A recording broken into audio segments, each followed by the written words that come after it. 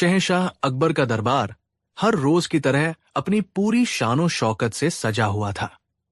देश के कोने कोने से आए अमीर उमरा, मंत्री और सलाहकार बैठे थे। बादशाह अकबर अपने सिंहासन पर विराजमान थे और किसी गंभीर मसले पर चर्चा चल रही थी। हर कोई अपनी राय दे रहा था, लेकिन जब बीरबल ने बोलना शुरू किया तो पूरे दरबार में एक खामोशी छा गई। उनके तर्क इतने सटीक, उनकी दलीलें इतनी मजबूत और उनकी बातें इतनी बुद्धिमानी से भरी होती थी कि बादशाह अकबर के चेहरे पर संतोष की मुस्कान फैल जाती। चर्चा समाप्त होने पर बादशाह ने कहा, वाह बीरबल, तुम्हारी समझ का कोई जवाब नहीं। तुमने एक उलझे हुए मसले को कितनी आसानी से सुलझा दिया। सचमुच तुम हमारे नवरत्नों में सबसे चमकदार हीरे हो।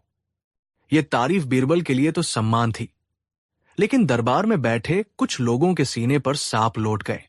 इनमें सबसे आगे थे मुल्ला दो प्याजा और वित्त मंत्री शाहबाज खान।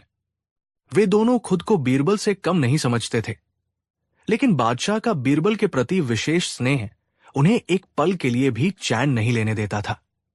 हर रोज वे कोई न कोई नई योजना बनाते कि कैसे बीरबल को बादशाह की नजरों में गिराया जाए, लेकिन हर बार बीरबल अपनी चतुराई से उनकी चाल को नाकाम कर देते थे और वे खुद ही मजाक का पात्र बन जाते थे। उस दिन दरबार खत्म होने के बाद मुल्ला दो प्याजा, शाहबाज खान और उनके कुछ चापलूस साथी शाही बगीचे के एक कोने में इकट्ठा हुए। उनके चेहरे पर गुस्सा और हताशा साफ झलक रही थी। शाहबाज खान ने अपनी मुट्ठियां भींचते हुए कहा, अब ये बर्दाश्त से बाहर है। बादशाह को बीरबल के सिवा कुछ सूझता ही नहीं। ऐसा लगता है जैसे हम सब यहां घास छीलने आते हैं। मुल्ला दो प्याजा, जो अपनी लंबी दाढ़ी पर हाथ फेर रहा था, बोला, तुम ठीक कहते हो शाहबाज। इस बीरबल ने बादशाह पर कोई जादू टोना कर दिया है। हमें कुछ ऐसा करना होगा कि सांप भी मर जाए और लाठी भी न टूटे। हमें उसे ऐसा फंसाना होगा कि वो न हां कह सके न ना। वे घंटों तक सोचते रहे। हर तरकीब में कोई न कोई कमी निकल आती। वे जानते थे कि बीरबल को सीधे सीधे किसी जाल में फंसाना बच्चों का खेल नहीं है। तभी एक युवा दरबारी, जिसके मन में बीरबल के लिए जहर भरा था, बोला, क्यों ना हम कुछ ऐसा करें जिससे बीरबल का घमंड टूटे? क्यों ना हम उसे कुछ ऐसा करने के लिए मजबूर करें जो वो कभी नहीं कर पाएगा, और अगर करेगा तो खुद ही मजाक बन जाएगा। ये सुनते ही मुल्ला दो प्याजा की आंखों में एक शैतानी चमक उभरी। उसके दिमाग में एक खतरनाक योजना ने जन्म लिया, एक ऐसी योजना जो उन्हें लगा कि अचूक थी। उसने अपने साथियों को पास बुलाया और फुसफुसाते हुए अपनी योजना बताई। जैसे जैसे वे योजना सुनते गए, उनके चेहरों पर एक कुटिल मुस्कान फैलती गई। उन्हें लगा कि इस बार बीरबल का बचना नामुमकिन है। अगले दिन जब दरबार लगा तो माहौल कुछ बदला बदला सा था। मुल्ला दो प्याजा और उसके साथी बड़े आत्मविश्वास से भरे दिख रहे थे। सही मौका देखकर मुल्ला दो प्याजा अपनी जगह से उठा और हाथ जोड़कर बोला, आलम पनाह, गुस्ताखी माफ हो, लेकिन हम कुछ अर्ज करना चाहते हैं। अकबर ने इजाजत दी। कहो मुल्ला, क्या बात है? मुल्ला ने बड़ी अदाकारी से कहा, जहां पनाह, हम सब आपके वफादार सेवक हैं। हम आपके एक इशारे पर अपनी जान तक कुर्बान कर सकते हैं। हम अपनी वफादारी और सेवा का एक अनूठा प्रमाण देना चाहते हैं। बादशाह अकबर इंट्रिग्यूड हुए। कैसा प्रमाण? तभी शाहबाज खान आगे आया और बोला, हुजूर, हमने सुना है कि हिमालय की कंदराओं में एक संत रहते हैं जिनके पास एक जादुई बूटी है। उस बूटी को खाने से इंसान कुछ समय के लिए जानवर का रूप ले सकता है। हम सब दरबारी अपनी वफादारी साबित करने के लिए आपके मनोरंजन और राज्य की भलाई के लिए गधा बनने को तैयार है। ये सुनते ही पूरे दरबार में सन्नाटा छा गया। गधा? भला कोई अपनी मर्जी से गधा क्यों बनना चाहेगा? बादशाह अकबर भी हैरान थे। उन्हें यकीन हो गया कि ये बीरबल के खिलाफ कोई नई साजिश है। मुल्ला ने बात आगे बढ़ाई। हाँ जहांपनाह, हम 1 महीने के लिए गधा बनकर शाही अस्तबल में रहेंगे, बोझा ढोएंगे और घास खाएंगे। इससे राज्य का काम भी होगा और हमारी वफादारी भी साबित होगी। हम सब इसके लिए तैयार हैं। उसने अपने साथी दरबारियों की तरफ देखा और सबने एक साथ सिर हिलाया। अब मुल्ला ने अपना असली पासा फेंका। वो बीरबल की ओर मुड़ा, जो ये सब खामोशी से देख रहे थे, और व्यंग्य से बोला, हम सब तो तैयार हैं, जहांपना। लेकिन हमें शक है कि आपके सबसे बुद्धिमान सलाहकार, जो खुद को सबसे बड़ा वफादार बताते हैं, शायद इस परीक्षा के लिए तैयार न हो। शायद उन्हें गधा बनने में अपनी शान के खिलाफ लगता हो। अब सबकी निगाहें बीरबल पर थी। साजिश का जाल बिछ चुका था। अगर बीरबल मना करते तो उन पर डरपोक और बादशाह का कम वफादार होने का आरोप लगता, और अगर वो कहते तो उन्हें इन दरबारियों के साथ मिलकर गधे की तरह अभिनय करना पड़ता, जो उनके सम्मान के खिलाफ था। दरबारी मन ही मन अपनी जीत का जश्न मना रहे थे। बादशाह अकबर ने बीरबल की ओर देखा। उनकी आंखों में एक सवाल था। अब क्या करोगे बीरबल? बीरबल अपनी जगह से उठे। उनके चेहरे पर न कोई घबराहट थी, न कोई चिंता। एक शांत मुस्कान के साथ उन्होंने कहा, जहांपनाह, मुल्ला जी ने मेरे दिल की बात छीन ली। मैं तो कब से आपके लिए कुछ अनोखा करने की सोच रहा था। अपने बादशाह के लिए गधा बनना तो मेरे लिए बड़े सौभाग्य की बात होगी। मैं इस प्रस्ताव को स्वीकार करता हूं। ये सुनते ही दरबारियों के चेहरे पर हैरानी और निराशा की मिलीजुली लहर दौड़ गई। उन्हें लगा था कि बीरबल मना कर देंगे, लेकिन बीरबल यहीं नहीं रुके। उन्होंने अपनी बात आगे बढ़ाई, मगर जहांपनाह, इस परिवर्तन की प्रक्रिया इतनी सीधी नहीं है। मैंने भी उस जादुई बूटी के बारे में पढ़ा है। उसे खाने के बाद इंसान का शरीर तो गधे का बन जाता है, लेकिन अगर उसे सही माहौल न मिले तो उसकी अक्ल भी गधे जैसी हो जाती है और वो हमेशा के लिए गधा ही रह जाता है। दरबारी एक दूसरे का मुंह देखने लगे। ये तो उन्होंने सोचा ही नहीं था। बीरबल ने आगे कहा, इसलिए इस परिवर्तन को सफल बनाने के लिए कुछ शर्तों का पालन करना होगा। पहली शर्त यह है कि जिस जगह हमें गधा बनाकर रखा जाएगा वो एकदम असली अस्तबल जैसी होनी चाहिए। वहां हमारे लिए सूखी घास और पानी के अलावा कुछ नहीं होना चाहिए। मुल्ला ने कहा, मंजूर है। उन्हें लगा ये कैसी शर्त है। बीरबल ने अपनी दूसरी और सबसे महत्वपूर्ण शर्त रखी, और दूसरी शर्त यह है, जहांपनाह, कि परिवर्तन की प्रक्रिया पूरी होने के बाद पूरे 1 महीने तक हमें से कोई भी इंसान की तरह बात नहीं करेगा। जो असली गधा होता है वो सिर्फ ढेंचू ढेंचू करता है, बोलता नहीं। अगर हमें से कोई भी एक शब्द भी बोला तो ये साबित हो जाएगा कि परिवर्तन सफल नहीं हुआ और वो व्यक्ति बादशाह को धोखा दे रहा था। ऐसे धोखेबाज को कड़ी सजा मिलनी चाहिए। ये शर्त सुनकर दरबारियों के माथे पर हल्का सा पसीना आ गया, लेकिन अपनी साजिश को कामयाब बनाने के जोश में उन्होंने सोचा, 1 महीना चुप ही तो रहना है, ये कौन सा मुश्किल काम है। सबने एक साथ हामी भर दी, हमें ये शर्त भी मंजूर है। बीरबल मन ही मन मुस्कुराए। उनका तीर निशाने पर लग चुका था। शिकारी खुद अपने ही बिछाए जाल में फंसने के लिए तैयार थे। उन्होंने बादशाह से कहा, जहांपनाह, मुझे उस बूटी को तैयार करने और अस्तबल की सही व्यवस्था करने के लिए 1 हफ्ते का समय चाहिए। बादशाह ने इजाजत दे दी। 1 हफ्ते बाद शाही बगीचे के एक हिस्से को एक बड़े अस्तबल में बदल दिया गया। जमीन पर सूखी घास बिछी थी, दीवारों से खूंटियां लगी थी और पानी के लिए बड़ी बड़ी नादें रखी थी। बीरबल एक कटोरे में जौ के आटे से बना एक हानिरहित मिश्रण लेकर आए, जिसे उन्होंने जादुई बूटी बताया। सारे दरबारी जो गधा बनने के लिए उतावले हो रहे थे, एक एक करके आगे आए और उस बूटी को खा लिया। बीरबल ने भी थोड़ा सा खाया। बूटी खाते ही मुल्ला 2 प्याजा और शाहबाज खान ने सबसे पहले अभिनय शुरू किया। वे जमीन पर चारों हाथ पैर रखकर चलने लगे और जोर जोर से ढेंचू ढेंचू की आवाज निकालने लगे। उन्हें देखकर बाकी दरबारी भी वैसा ही करने लगे। पूरा माहौल गधों की आवाज से गूंज उठा। बादशाह अकबर, जो ये सब देख रहे थे, बड़ी मुश्किल से अपनी हंसी रोक पा रहे थे। बीरबल के इशारे पर सिपाहियों ने इन सभी नए गधों को अस्तबल में पहुंचाया और उनकी गर्दनों में रस्सी डालकर उन्हें खूंटियों से बांध दिया। बीरबल भी उनके साथ एक खूंटी से बंध गए। पहला दिन तो बड़े जोश और उत्साह में बीत गया। सभी दरबारी खुद को बड़ा होशियार समझ रहे थे।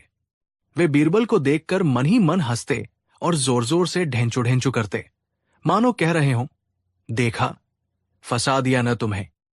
बीरबल भी चुपचाप उनकी तरह अभिनय करते रहे। लेकिन दूसरे दिन से असली परीक्षा शुरू हुई। मखमली गद्दों पर सोने वाले दरबारियों को सख्त और कांटेदार जमीन पर सोना पड़ रहा था। उनकी पीठ अकड़ गई थी। सुबह नाश्ते में लजीज पकवानों की जगह सूखी, बेस्वाद घास और सादा पानी मिला। दोपहर को भी वही, रात को भी वही। उनके रेशमी लिबास मिट्टी और गोबर में सन चुके थे और उनमें से बदबू आने लगी थी। तीसरे दिन तक उनका सारा जोश ठंडा पड़ चुका था। चुप रहना एक पहाड़ जैसा लगने लगा था। वे एक दूसरे को गुस्से से घूरते, लेकिन कुछ बोल नहीं सकते थे, क्योंकि बीरबल की शर्त उन्हें याद थी। अगर कोई बोला तो वो धोखेबाज कहलाएगा। चौथे दिन शाहबाज खान को शाही रसोई की याद आई, जो उसके लिए रोज केसर वाला दूध लाता था। यहां उसे गंदा पानी पीना पड़ रहा था। उसकी आंखों में आंसू आ गए, लेकिन वो रो भी नहीं सकता था, सिवाय गधे की तरह आवाज निकालने के। पांचवें दिन मुल्ला दो प्याजा को एक मक्खी ने बहुत परेशान किया। वो बार बार उसकी नाक पर बैठ रही थी। गुस्से में वो उसे हटाने के लिए अपना सिर झटकता, लेकिन वो उड़कर फिर वही आ जाती। गुस्से में उसके मुंह से लगभग एक गाली निकलने ही वाली थी कि उसने होंठ भींच लिए। रात में बीरबल और बादशाह अकबर चुपके से अस्तबल का चक्कर लगाते और इन गधों की दुर्दशा देखकर खूब हंसते। बीरबल ने बादशाह को समझाया था कि उन्होंने इन दरबारियों को सबक सिखाने के लिए ये सब किया है। एक हफ्ता बीत गया। अब उन दरबारियों की हालत बहुत खराब हो चुकी थी। वे कमजोर हो गए थे, चिड़चिड़े हो गए थे और एक दूसरे को देखना भी पसंद नहीं कर रहे थे। एक दोपहर जब सिपाही उनके लिए घास डालने आया, तो उसने गलती से सारी घास मुल्ला दो प्याजा के सामने डाल दी। शाहबाज खान, जो पहले से ही भूख से तड़प रहा था, ये देखकर आपा खो बैठा। वो चुप नहीं रह सका और चीख पड़ा, अंधा है क्या? सारी घास उधर क्यों डाल दी? थोड़ी इधर भी डाल। जैसे ही उसके मुंह से ये शब्द निकले, पूरे अस्तबल में एक भयानक सन्नाटा छा गया। सबने चौंक कर शाहबाज खान की ओर देखा। बीरबल की शर्त टूट चुकी थी। शाहबाज खान को भी तुरंत अपनी गलती का एहसास हुआ, लेकिन अब बहुत देर हो चुकी थी। तभी मुल्ला दो प्याजा भी गुस्से में चिल्लाया, मूर्ख, तेरी वजह से हम सब फंस गए। अब क्या होगा? बादशाह हमें धोखेबाज कहेंगे। और बस फिर क्या था? जैसे ही दो लोग बोले, बाकी सबका भी बांध टूट गया। सब एक दूसरे पर चिल्लाने लगे, ये सब तुम्हारी साजिश थी मुल्ला। नहीं, शाहबाज खान ने उकसाया था। मैं तो आना ही नहीं चाहता था। मुझे जबरदस्ती लाया गया। मेरे कपड़े खराब हो गए। मेरा बदन दर्द कर रहा है। अस्तबल अब अस्तबल नहीं, बल्कि एक मछली बाजार बन गया था, जहां इंसानी आवाज में गधों जैसी लड़ाई हो रही थी। ठीक उसी समय बादशाह अकबर और बीरबल वहां प्रकट हुए। उनके चेहरे पर एक गंभीर मुस्कान थी। उन्हें लड़ते गड़ते देखकर बादशाह अकबर ने गरजती हुई आवाज में कहा, खामोश। सब दरबारी जहां के तहां चुप हो गए। उनके चेहरे डर से सफेद पड़ गए थे। वे समझ गए कि उनका खेल खत्म हो चुका है। सब दरबारी सिर झुकाए बादशाह के सामने खड़े थे। बादशाह अकबर ने कहा, तो ये है तुम्हारी वफादारी का सबूत? तुम लोगों ने मेरे साथ धोखा किया है। तुमने गधा बनने का सिर्फ नाटक किया।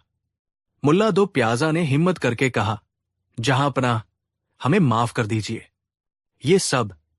ये सब बीरबल को नीचा दिखाने के लिए किया गया था। बीरबल आगे आए और बोले, आलम पनाह, इन्हें माफ कर दीजिए। इन्हें इनकी सजा मिल चुकी है। ये गधे बने तो नहीं, लेकिन इन्होंने ये जरूर साबित कर दिया कि इनकी सोच गधों से कम नहीं है। गधा एक मेहनती और सीधा जानवर होता है, जबकि इन्होंने अपनी बुद्धि का इस्तेमाल ईर्ष्या और साजिश में किया। उन्होंने दरबारियों की ओर मुड़कर कहा, दूसरों के लिए गड्ढा खोदने वाला अक्सर खुद ही उसमें गिरता है। तुमने मुझे फंसाने की कोशिश की, लेकिन अपनी ही मूर्खता के जाल में फंस गए।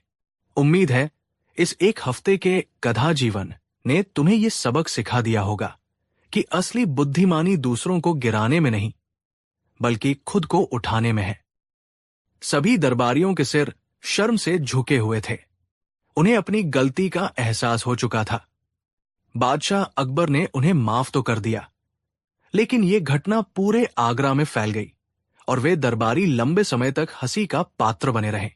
इस तरह बीरबल ने एक बार फिर साबित कर दिया कि बुद्धि का सही इस्तेमाल किसी भी साजिश को नाकाम कर सकता है, और कभी कभी किसी को सबक सिखाने का सबसे अच्छा तरीका वही होता है जो वे दूसरों के लिए चुनते हैं। कहानी 2। गर्मियों के दिन थे। आगरा की हवा में आम की मीठी खुशबू घुल चुकी थी। दरबार में एक जरूरी मसले पर बहस चल रही थी। कई मंत्री और सलाहकार अपनी अपनी दलीलें पेश कर चुके थे, लेकिन कोई भी हल संतोषजनक नहीं लग रहा था। बादशाह अकबर के माथे पर चिंता की लकीरें गहरी हो रही थी। तभी बीरबल अपनी जगह से उठे। उन्होंने बड़ी शांति से कुछ ऐसे तर्क और उदाहरण पेश किए कि उलझा हुआ मसला एक धागे की तरह सुलझता चला गया। बहस के अंत में बादशाह अकबर के चेहरे पर मुस्कान लौट आई। उन्होंने भरे दरबार में कहा, वाह बीरबल, तुम्हारी बात में वजन भी है और सुलझन भी। जहां सबकी खोज खत्म होती है, वहां से तुम्हारी शुरू होती है। खुदा ने तुम्हें सचमुच एक नायाब दिमाग बख्शा है। यह तारीफ सुनते ही बीरबल ने विनम्रता से सिर झुका लिया।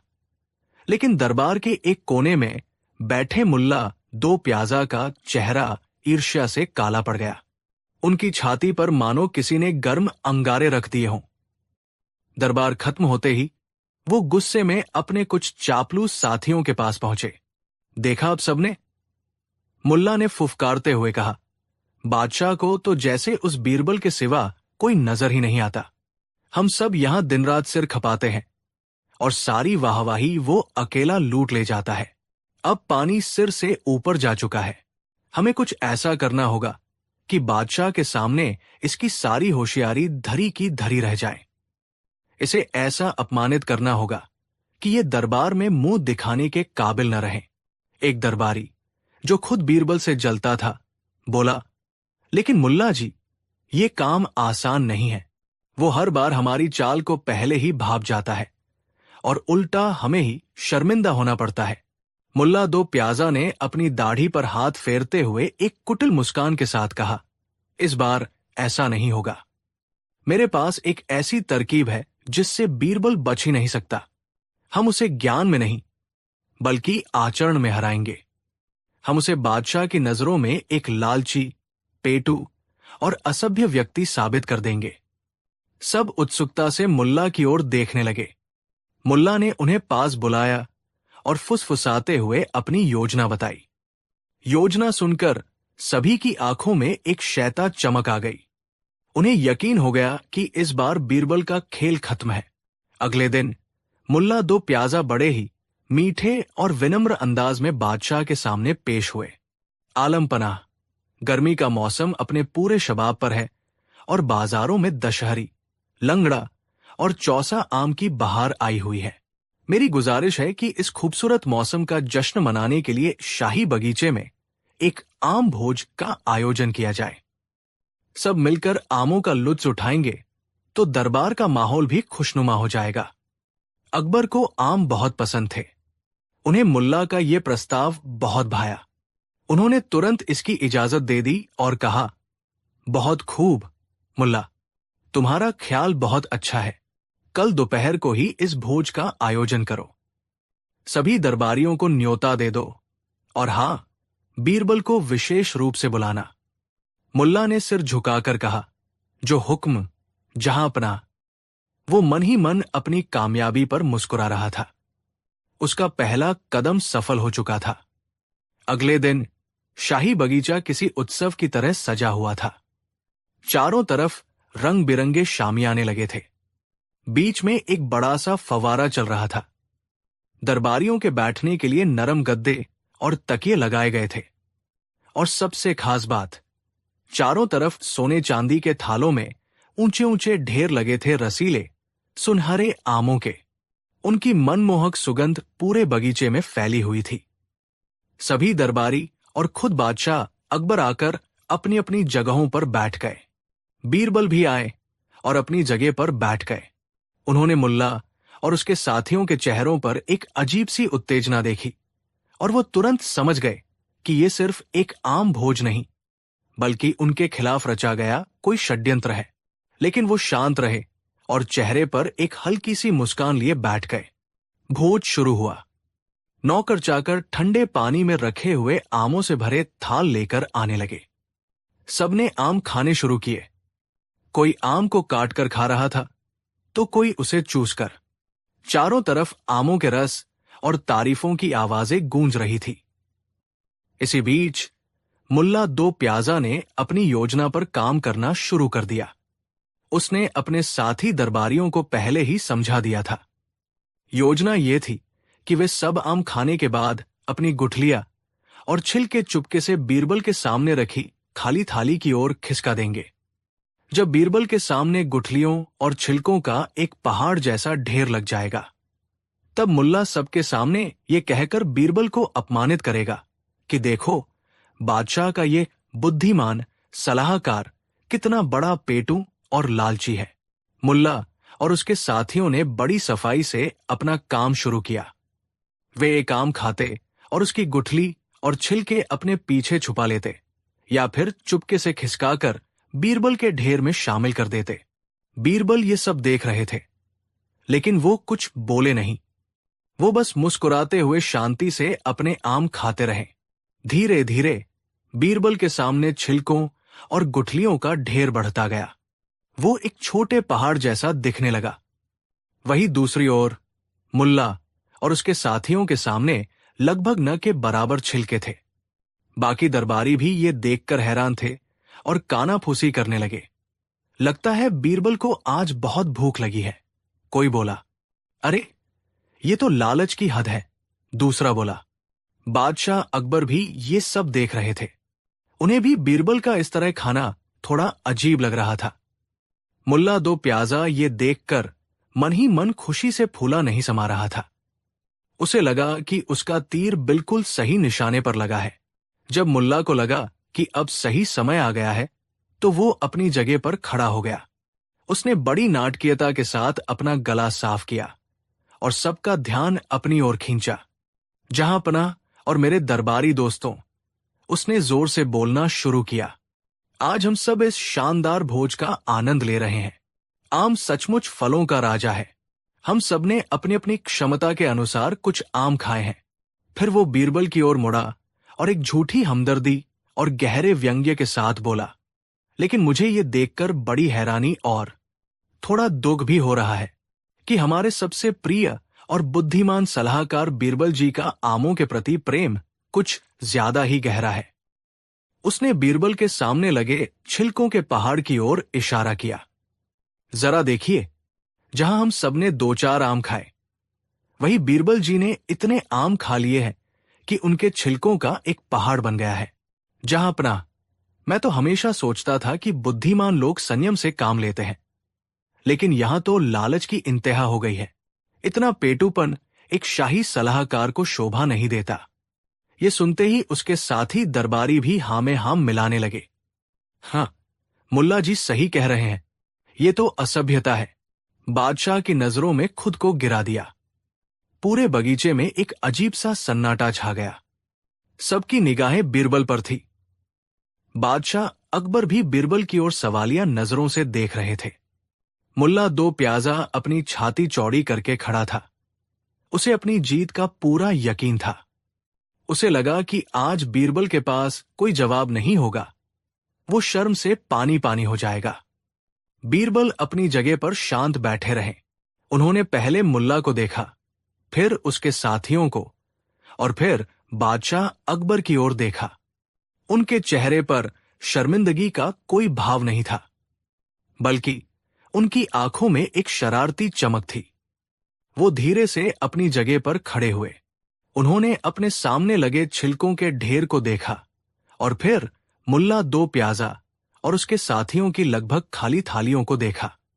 उन्होंने एक गहरी सांस ली और बोले, जहांपनाह, मुल्ला जी ने जो कहा उसमें कुछ तो सच्चाई है।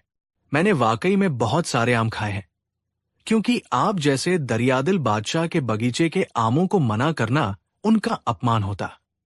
मुल्ला मन ही मन हंसा, मान ही लिया इसने।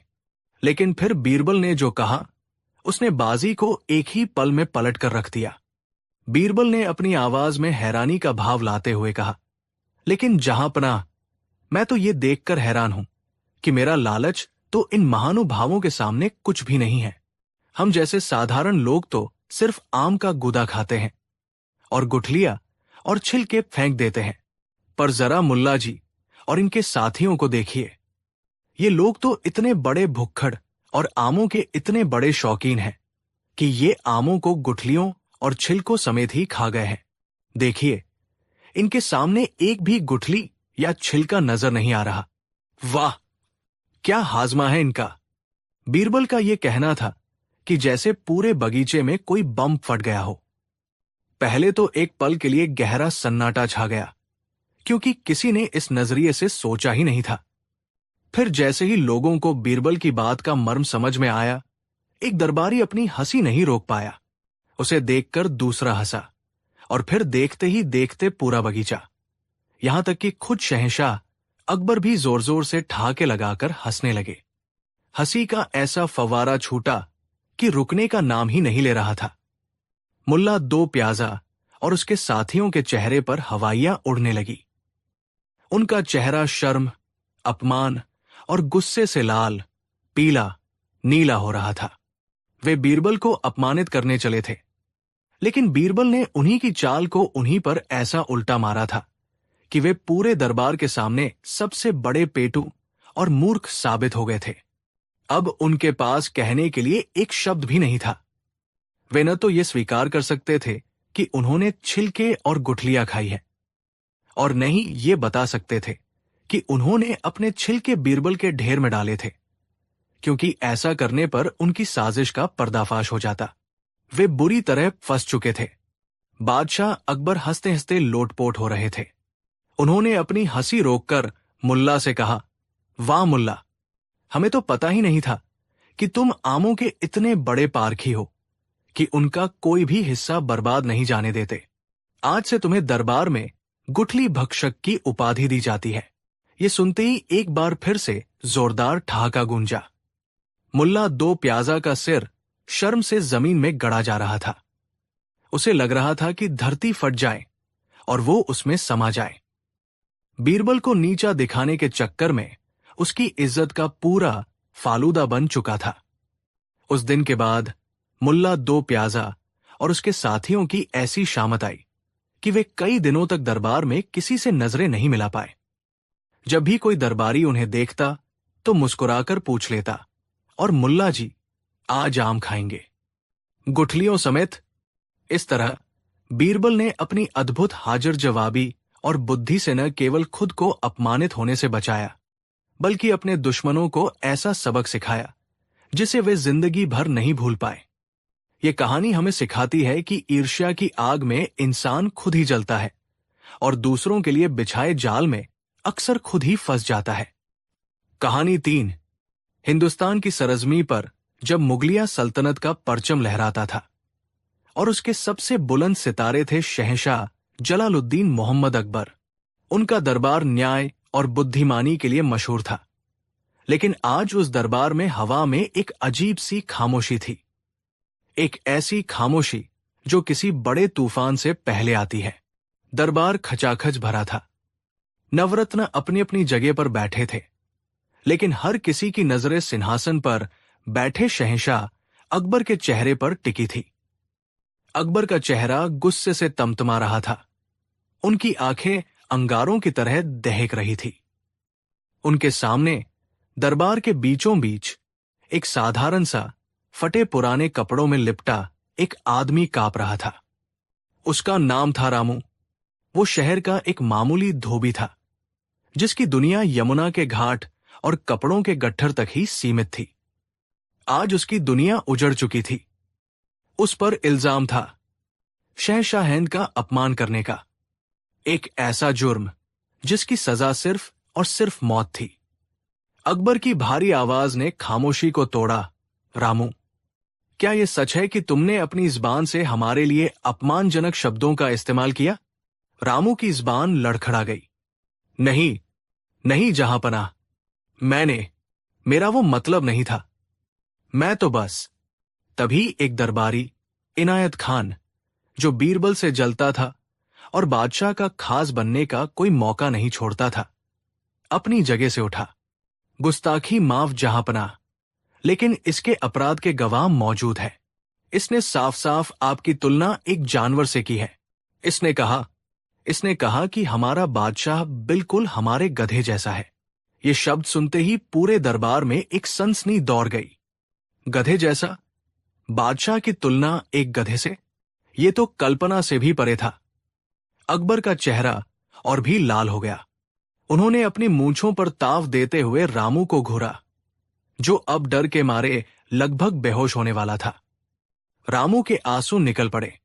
सरकार, मेरी बीवी से पूछ लीजिए, मेरे बच्चों की कसम, मैं तो अपने गधे सुल्तान की बात कर रहा था।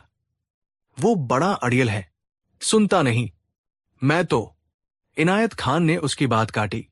देखिए जहांपनाह, कैसी झूठी कहानियां बना रहा है। भला एक गधे के लिए कोई ऐसे शब्द कैसे कह सकता है? ये जरूर आपकी शान में गुस्ताखी करने की एक सोची समझी साजिश है। अकबर ने अपना हाथ उठाकर उसे चुप कराया। उनकी नजरें अब अपने सबसे भरोसेमंद सलाहकार बीरबल पर पड़ी, जो अब तक खामोश बैठे सब कुछ देख और सुन रहे थे। बीरबल के चेहरे पर न तो कोई हैरानी थी, न ही कोई डर। वो हमेशा की तरह शांत और गंभीर थे। बीरबल, अकबर की आवाज में एक चुनौती थी। हम इस धोबी के बारे में क्या फैसला करें? क्या इसकी गर्दन उड़ा दी जाए, ताकि भविष्य में कोई ऐसी हिम्मत न कर सके? पूरा दरबार सांस रोके बीरबल की ओर देख रहा था। रामू की जिंदगी का फैसला अब बीरबल के एक जवाब पर टिका था। बीरबल अपनी जगह से उठे, बादशाह को अदब से सलाम किया और बोले, जहांपनाह, फैसला करने से पहले दूध का दूध और पानी का पानी हो जाना जरूरी है। क्या मैं इस मामले की तहकीकात करने के लिए 2 दिन की मोहलत ले सकता हूं? इनायत खान मन ही मन हंसा। उसे लगा कि बीरबल भी इस मामले को सुलझा नहीं पाएगा और बादशाह की नजरों से गिर जाएगा। अकबर ने कुछ सोचा और फिर इजाजत दे दी। ठीक है बीरबल, तुम्हारे पास 2 दिन है। 2 दिन बाद या तो इस धोबी का सिर हमारे कदमों में होगा, या फिर हमारे पास इस बात का पुख्ता सबूत कि ये बेकसूर है। रामू को सिपाहियों ने पकड़ा और काल कोठरी में डाल दिया। दरबार बर्खास्त हो गया, लेकिन पूरे आगरा में यह खबर आग की तरह फैल गई। एक धोबी ने बादशाह अकबर को गधा कहा था, और अब उसकी जिंदगी बीरबल के हाथों में थी। अगले दिन सुबह जब सूरज की पहली किरणें आगरा के किले को चूम रही थी, बीरबल शाही सवारी पर नहीं, बल्कि एक साधारण घोड़े पर बैठकर रामू धोबी की बस्ती की ओर निकल पड़े। वो जानना चाहते थे कि आखिर पूरा माजरा क्या था। रामू का घर एक छोटी सी झोपड़ी थी, जिसके बाहर उसकी पत्नी शांति रो रो कर बेहाल थी। उसके छोटे छोटे बच्चे सहमे हुए अपनी मां से लिपटे थे। बीरबल को देखकर वो और भी डर गई, लेकिन बीरबल ने बड़े प्यार से कहा, बहन, डरो मत, मैं यहां मदद करने आया हूं। मुझे बस ये बताओ कि उस दिन हुआ क्या था। शांति ने रोते हुए पूरी बात बताई। हुजूर, हम घाट पर कपड़े धो रहे थे। हमारा गधा है सुल्तान, बड़ा ही अड़ियल और जिद्दी है। मैं उस पर कपड़ों का गट्ठर लाद रही थी और वो 1 इंच भी हिलने को तैयार नहीं था। मैंने उसे डंडे मारे, पुचकारा, लेकिन वो टस से मस नहीं हुआ। तब मेरे पति को गुस्सा आ गया। वो कहने लगे, अरे ये सुल्तान तो बिल्कुल हमारे बादशाह अकबर जैसा है, अपनी धुन में रहता है, किसी की सुनता ही नहीं। जब तक इसका मन न हो एक कदम आगे नहीं बढ़ता। शांति ने हाथ जोड़ लिए। हुजूर, उनका मतलब बादशाह की बेइज्जती करना नहीं था। वो तो बस हमारे गधे की जिद की तुलना कर रहे थे। वो तो बादशाह को अन्नदाता मानते हैं। भला वो ऐसा क्यों कहेंगे? बीरबल ने गहरी सांस ली। वो समझ गए थे कि मामला क्या है। ये सिर्फ एक गलतफहमी थी, जिसे इनायत खान जैसे लोगों ने अपनी जलन की आग में ही डालकर भड़का दिया था। लेकिन अब बादशाह का गुस्सा शांत करना किसी चुनौती से कम नहीं था। उन्हें सिर्फ सच नहीं बताना था, बल्कि बादशाह को सच का एहसास करवाना था। बीरबल की नजरें झोपड़ी के बाहर बंधे उस गधे पर पड़ी। वही था सुल्तान। वो वाकई में बड़ा मरियल और जिद्दी दिख रहा था। बीरबल उसके पास गए और उसकी पीठ थपथपाई। गधे ने कान हिलाए और फिर से घास चरने लगा, जैसे उसे दुनिया की कोई परवाह ही न हो। बीरबल के दिमाग में एक बिजली सी कौंधी। उन्हें अपनी योजना मिल चुकी थी। वो वापस महल लौटे और सीधे शहंशाह अकबर के निजी कक्ष में पहुंचे। अकबर अभी भी गुस्से में थे। कहो बीरबल, क्या पता चला? क्या वो धोबी कबूल कर गया अपना जुर्म? बीरबल ने सिर झुकाकर कहा, जहांपनाह, वो धोबी तो महामूर्ख है, लेकिन उसकी बात सुनने के बाद मुझे एक बात का एहसास हुआ। आपकी शान और आपका रुतबा इतना बुलंद है कि आपके कपड़े किसी मामूली धोबी को धोने ही नहीं चाहिए। ये तो आपका अपमान है। अकबर हैरान रह गए। तो फिर हमारे कपड़े कौन धोएगा? बीरबल ने बड़ी गंभीरता से कहा, जहांपनाह, आपके शाही लिबास को धोने का हक सिर्फ उसे होना चाहिए जो इस दुनिया में सबसे पवित्र और शक्तिशाली हो, और वो है यमुना नदी। कल से आपके सारे कपड़े सीधे यमुना नदी में धोए जाएंगे। नदी की लहरें उन्हें साफ करेंगी और सूरज की किरणें उन्हें सुखाएंगी। अकबर को यह विचार थोड़ा अजीब लगा, लेकिन बीरबल की बात में वजन था। उन्हें लगा कि शायद बीरबल उनकी शान बढ़ाने का कोई नया तरीका निकाल रहे हैं। उन्होंने कहा, ठीक है बीरबल, जैसा तुम कहो। कल से हमारे कपड़े यमुना में ही धोए जाएंगे। अगले दिन आगरा ने एक अनोखा नजारा देखा। शाही नौकर चाकर सोने और चांदी की परातों में बादशाह अकबर के कीमती कपड़े लेकर यमुना नदी के घाट की ओर चल पड़े। उनके पीछे पीछे खुद शहंशाह अकबर, बीरबल और पूरा दरबार भी था। हर कोई ये देखना चाहता था कि आखिर बीरबल करने क्या वाले हैं। नदी के किनारे पहुंचकर बीरबल ने एक कीमती शाही जोड़ा उठाया और नदी के सामने खड़े हो गए। उन्होंने जोर से आवाज लगाई, ए यमुना मैया! शहंशाहेंद जलालुद्दीन मोहम्मद अकबर का हुक्म है कि तुम उनके इन कपड़ों को धोकर पाक साफ कर दो। सब लोग हैरान थे। बीरबल एक नदी से बात कर रहे थे। नदी की लहरें चुपचाप बहती रहीं। कुछ देर बाद बीरबल ने अपना कान नदी के पानी की ओर झुकाया, जैसे वो कुछ सुन रहे हों। अकबर ने बेचैन होकर पूछा, क्या हुआ बीरबल? यमुना ने कुछ कहा। बीरबल ने सीधा होकर बड़ा गंभीर चेहरा बनाकर जवाब दिया, जी जहांपनाह, यमुना मैया कह रही है कि उन्हें आपके कपड़े धोने में कोई ऐतराज नहीं है। वो तो इसे अपना सौभाग्य मानती है, लेकिन उनकी एक छोटी सी शर्त है। शर्त? एक नदी की शर्त? अकबर ने हैरानी से पूछा। बीरबल बोले, जी जहांपनाह, यमुना मैया का कहना है कि वो सिर्फ उसी इंसान के कपड़े धो सकती है जिसने अपनी जिंदगी में कभी कोई पाप या कोई गलती न की हो। वो कहती है कि आप पहले ये यकीन कर लें कि आप पूरी तरह से निष्पाप है। अगर आप में जरा भी खोट हुई तो उनके पानी की पवित्रता भंग हो जाएगी और वो आपको अपने अंदर समा लेंगी। ये सुनते ही अकबर सन्न रह गए। पूरे दरबार में कानाफूसी शुरू हो गई। इनायत खान का चेहरा देखने लायक था। बीरबल ने बात आगे बढ़ाई। यमुना मैया पूछ रही है, क्या आप अपनी छाती ठोककर ये कह सकते हैं कि आप एक इंसान के रूप में कभी कोई गलती नहीं की? क्या आपने कभी गुस्से में कोई गलत फैसला नहीं लिया? क्या आपने कभी किसी के बारे में बिना सोचे समझे कोई राय नहीं बनाई? अकबर चुप थे। उनकी आंखों के सामने उनकी पूरी जिंदगी घूम गई।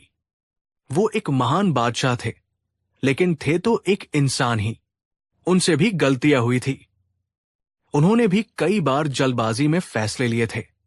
वो जानते थे कि वो निष्पाप नहीं है। वो कैसे कह सकते थे कि उन्होंने कोई पाप नहीं किया? उन्होंने एक गहरी सांस ली।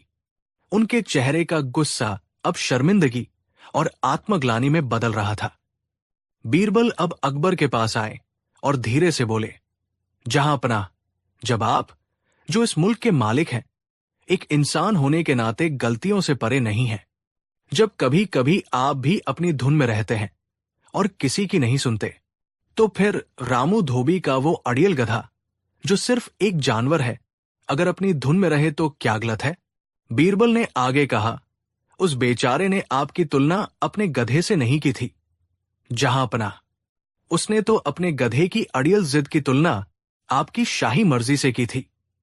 उसने कहा था कि जैसे बादशाह अपनी मर्जी के मालिक है, वैसे ही मेरा गधा भी अपनी मर्जी का मालिक बना बैठा है। ये अपमान नहीं, बल्कि एक साधारण अनपढ़ आदमी की भाषा में आपकी शान का एक रूपक था, जिसे हम समझ नहीं पाए। अब अकबर की आंखों में पानी था। उन्हें अपनी गलती का एहसास हो गया था। उन्होंने बिना सोचे समझे सिर्फ एक दरबारी की चापलूसी भरी बातों में आकर एक बेगुनाह को मौत की सजा सुना दी थी। उन्हें समझ आ गया कि बीरबल ने यह सारा नाटक क्यों किया। वो उन्हें सीधे सीधे गलत नहीं कह सकते थे, इसलिए उन्होंने बादशाह को आईना दिखाया था। अकबर ने तुरंत हुक्म दिया, रामू धोबी को कालकोठरी से आजाद किया जाए और बाइज्जत दरबार में पेश किया जाए। जब रामू को दरबार में लाया गया तो वो अभी भी कांप रहा था। उसे लगा कि आज उसकी मौत का दिन है, लेकिन तब शहंशाह अकबर खुद अपने सिंहासन से उतरे और रामू के पास आए। उन्होंने रामू के कंधे पर हाथ रखा और कहा, रामू, हमसे गलती हुई। हमने तुम्हें समझने में भूल की। हम तुम्हें न सिर्फ माफ करते हैं, बल्कि तुम्हारी ईमानदारी और मेहनत के लिए तुम्हें 100 सोने की मोहरें भी इनाम में देते हैं। ये देखकर पूरे दरबार ने शहंशाह अकबर और बीरबल की जय जयकार की। इनायत खान का सिर शर्म से झुक गया। अकबर ने रामू से पूछा, तुम्हारा वो गधा बहुत परेशान करता है क्या? रामू ने डरते डरते कहा, जी सरकार। अकबर हंस पड़े और बोले, आज से वो गधा शाही अस्तबल में रहेगा। उसकी जगह हम तुम्हें एक नया, सीधा सादा और मेहनती गधा देते हैं, ताकि भविष्य में तुम्हें किसी की तुलना किसी से करने की जरूरत ही न पड़े। ये सुनकर सब हंस पड़े। रामू धोबी की आंखों में खुशी के आंसू थे। तो दोस्तों, ये कहानी हमें सिखाती है कि किसी भी बात के नतीजे पर पहुंचने से पहले उसके पीछे की पूरी सच्चाई और इरादे को जानना कितना जरूरी है। जो जैसा दिखता है, जरूरी नहीं कि वो वैसा ही हो। एक महान शासक या एक महान इंसान की पहचान उसकी ताकत से नहीं, बल्कि उसकी समझ, उसकी दया और न्याय करने की क्षमता से होती है। बीरबल की बुद्धिमानी ने न सिर्फ एक बेगुनाह की जान बचाई, बल्कि शहंशाह अकबर को भी एक ऐसा सबक सिखाया जिसे वो जिंदगी भर नहीं भूले। कहानी 4। शहंशाह जलालुद्दीन मोहम्मद अकबर का दरबार अपनी पूरी शानो शौकत के साथ सजा हुआ था। आगरा की उस सुनहरी सुबह में दरबार की कार्यवाही रोज की तरह चल रही थी। न्याय के मामले सुलझाए जा रहे थे, मंत्री अपनी अपनी रिपोर्ट पेश कर रहे थे और बीरबल अपनी हाजिर जवाबी से माहौल को हल्का फुल्का बनाए हुए थे।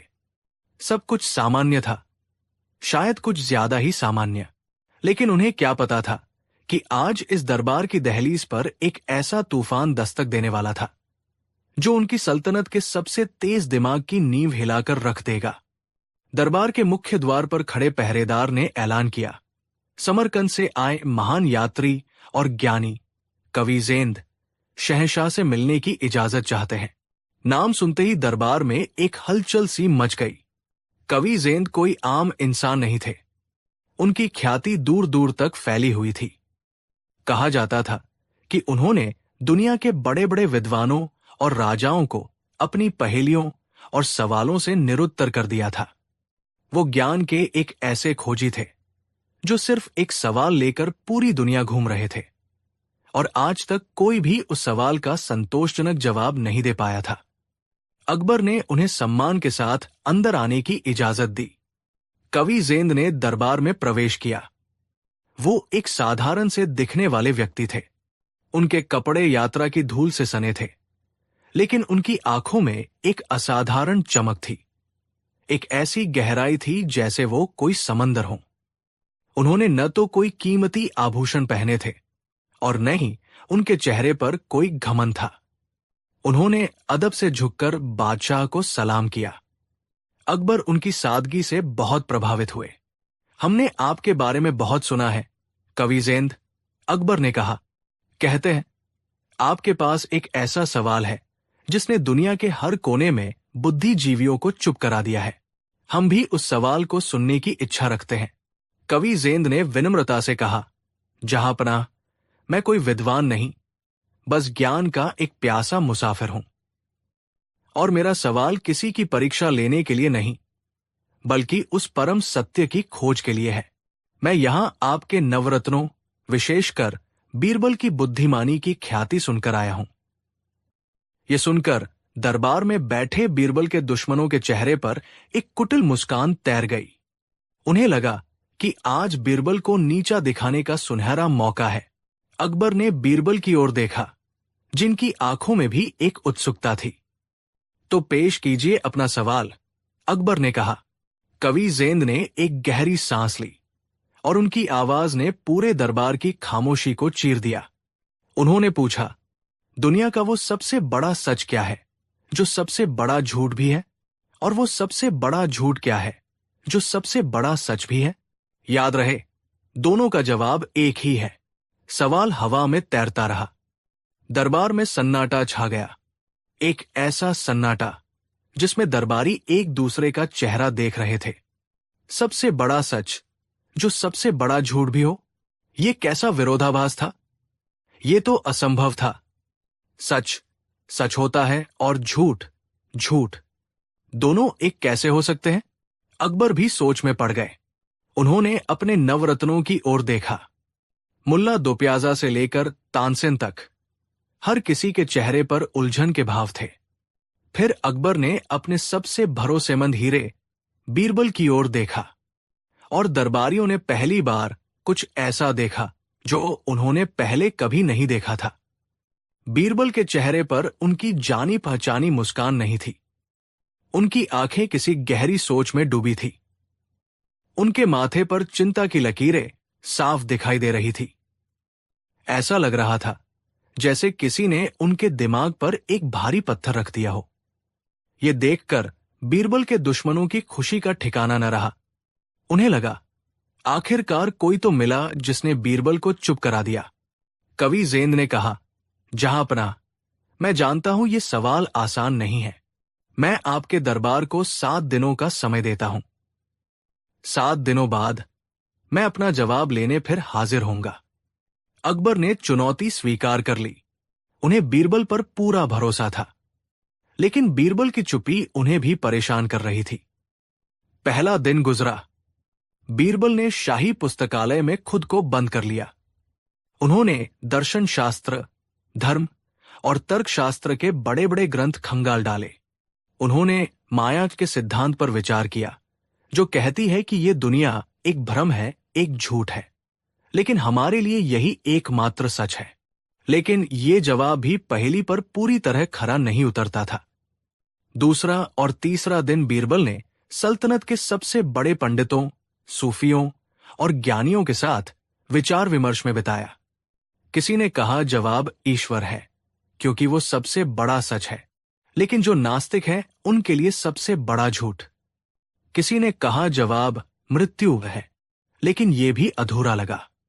हर जवाब में कोई न कोई कमी रह जाती थी। बीरबल की बेचैनी बढ़ती जा रही थी। रातें जागकर गुजर रही थी। ये सवाल उनके दिमाग में एक कीड़े की तरह कुलबुला रहा था। चौथे दिन बीरबल को एहसास हुआ कि इस पहेली का जवाब किताबों या विद्वानों के पास नहीं है। इसका जवाब जिंदगी की किताब में ही मिलेगा। उन्होंने अपना भेष बदला और एक आम आदमी की तरह आगरा की गलियों में निकल पड़े। वो बस लोगों को देखना, सुनना और समझना चाहते थे। वो एक बाजार में पहुंचे जहां एक मदारी बच्चों की भीड़ लगाकर तमाशा दिखा रहा था। वो एक कहानी सुना रहा था। एक था राजकुमार जो उड़ने वाले घोड़े पर बैठकर परियों के देश गया। बच्चे आंखें फाड़े पूरी तरह से उस कहानी में डूबे हुए थे। बीरबल जानते थे कि उड़ने वाला घोड़ा एक झूठ है, परियों का देश एक झूठ है, लेकिन उस कहानी से बच्चों को जो साहस, कल्पना और अच्छाई की सीख मिल रही थी, वो एक बहुत बड़ा सच था। बीरबल के दिमाग में एक हल्की सी चिंगारी चमकी, लेकिन अभी तस्वीर साफ नहीं हुई थी। 5वें दिन वो यमुना के घाट पर बैठे थे। उन्होंने एक मां को देखा जो अपने छोटे से बच्चे को खो चुकी थी। वो रोते हुए आसमान की ओर देखकर कह रही थी, मेरा बेटा कहीं नहीं गया, वो सबसे चमकता हुआ तारा बन गया है और रोज रात को मुझे देखता है। बीरबल जानते थे कि ये एक झूठ है जिसे उस मां ने अपने टूटे हुए दिल को संभालने के लिए गढ़ा है, लेकिन उस मां के लिए, अपने जीने के लिए, ये झूठ ही सबसे बड़ा और एकमात्र सच बन चुका था। बीरबल की सोच को एक नई दिशा मिली।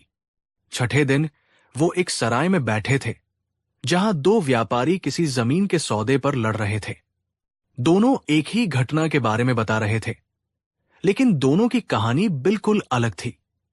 दोनों अपनी अपनी कहानी को सच बता रहे थे और दूसरे को झूठा। बीरबल समझ गए कि सच और झूठ कितने सापेक्ष हो सकते हैं। एक ही घटना 2 लोगों के लिए 2 अलग अलग सच बन सकती है। छठी रात बीरबल सो नहीं पाए। वो अपने महल की छत पर टहल रहे थे। उनका दिमाग अब तक के सारे अनुभवों को एक साथ जोड़ रहा था। मदारी की कहानी, उस मां का विश्वास, व्यापारियों का झगड़ा, और फिर अचानक जैसे बादलों के बीच से चांद निकल आया हो। उनके दिमाग में सब कुछ साफ हो गया। उन्हें जवाब मिल गया था। एक ऐसा जवाब जो इतना सरल था, फिर भी इतना गहरा कि वो अब तक उसे देख नहीं पा रहे थे। उनके चेहरे पर 7 दिनों बाद पहली बार एक शांत मुस्कान आई। 7वां दिन अकबर का दरबार किसी विशाल परीक्षा हॉल जैसा लग रहा था। तिल रखने की जगह नहीं थी। हर कोई ये देखने आया था कि क्या बीरबल जवाब दे पाएंगे। कवि ज़ेंद अपने समय पर दरबार में हाजिर हुए। उनकी आंखों में वही शांति थी। अकबर ने बीरबल की ओर देखा। आज बीरबल के चेहरे पर कोई तनाव नहीं था। वो आत्मविश्वास से भरे हुए थे। तो बीरबल, अकबर ने कहा, क्या तुम्हें उस सबसे बड़ी पहेली का जवाब मिला? बीरबल अपनी जगह से उठे। उन्होंने बादशाह और कवि ज़ेंद को सलाम किया और बोले, जी जहांपनाह, मिल गया। दरबार में एक खामोशी छा गई। बीरबल ने कहना शुरू किया, कवि ज़ेंद साहब की पहेली है, दुनिया का वो सबसे बड़ा सच क्या है जो सबसे बड़ा झूठ भी है, और वो सबसे बड़ा झूठ क्या है जो सबसे बड़ा सच भी है, और दोनों का जवाब एक ही है। बीरबल ने एक पल का विराम लिया और फिर बोले, इस पहेली का जवाब है कहानी। दरबार में कानाफूसी शुरू हो गई। कहानी?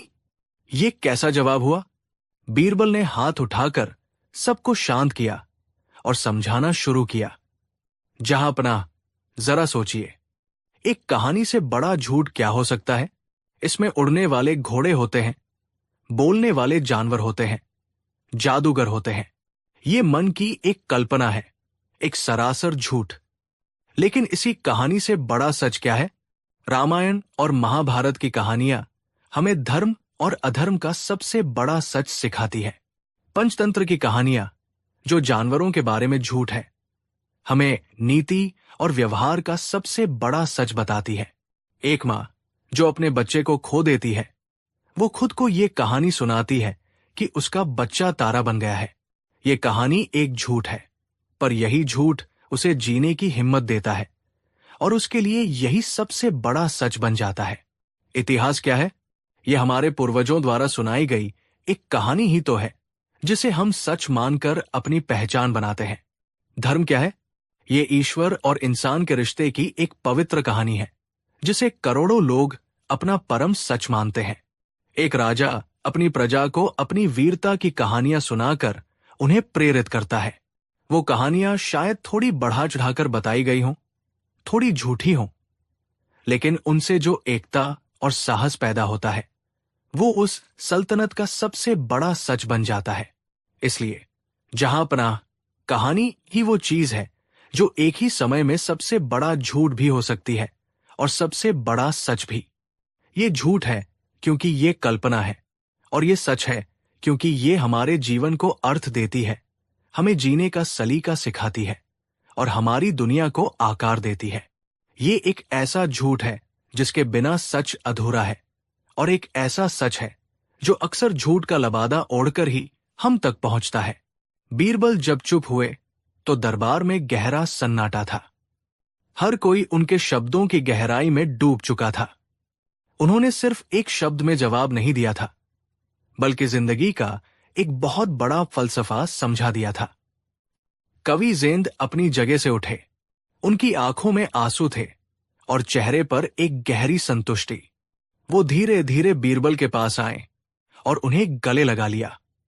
उन्होंने कहा, बीरबल, मैं सालों से पूरी दुनिया में यही सवाल लेकर घूम रहा था। लोगों ने मुझे हजारों जवाब दिए, पर किसी ने भी इस सवाल की आत्मा को नहीं छुआ। आज तुमने मुझे मेरा जवाब दे दिया। तुम सच में महान हो। तुम्हारी बुद्धिमानी किताबों की नहीं, बल्कि जिंदगी की गहरी समझ से आती है। अकबर अपने सिंहासन से उठ खड़े हुए। उनका सीना गर्व से चौड़ा हो गया था। उन्होंने बीरबल को अपने पास बुलाया और अपना बेशकीमती हार उतारकर उनके गले में डाल दिया। बीरबल, आज तुमने सिर्फ एक पहेली नहीं सुलझाई, अकबर ने कहा, बल्कि तुमने हम सबको ज्ञान का एक नया रास्ता दिखाया है। तुमने साबित कर दिया कि सबसे मुश्किल सवालों के जवाब अक्सर हमारे आसपास ही छिपे होते हैं। बस उन्हें देखने के लिए एक गहरी नजर चाहिए।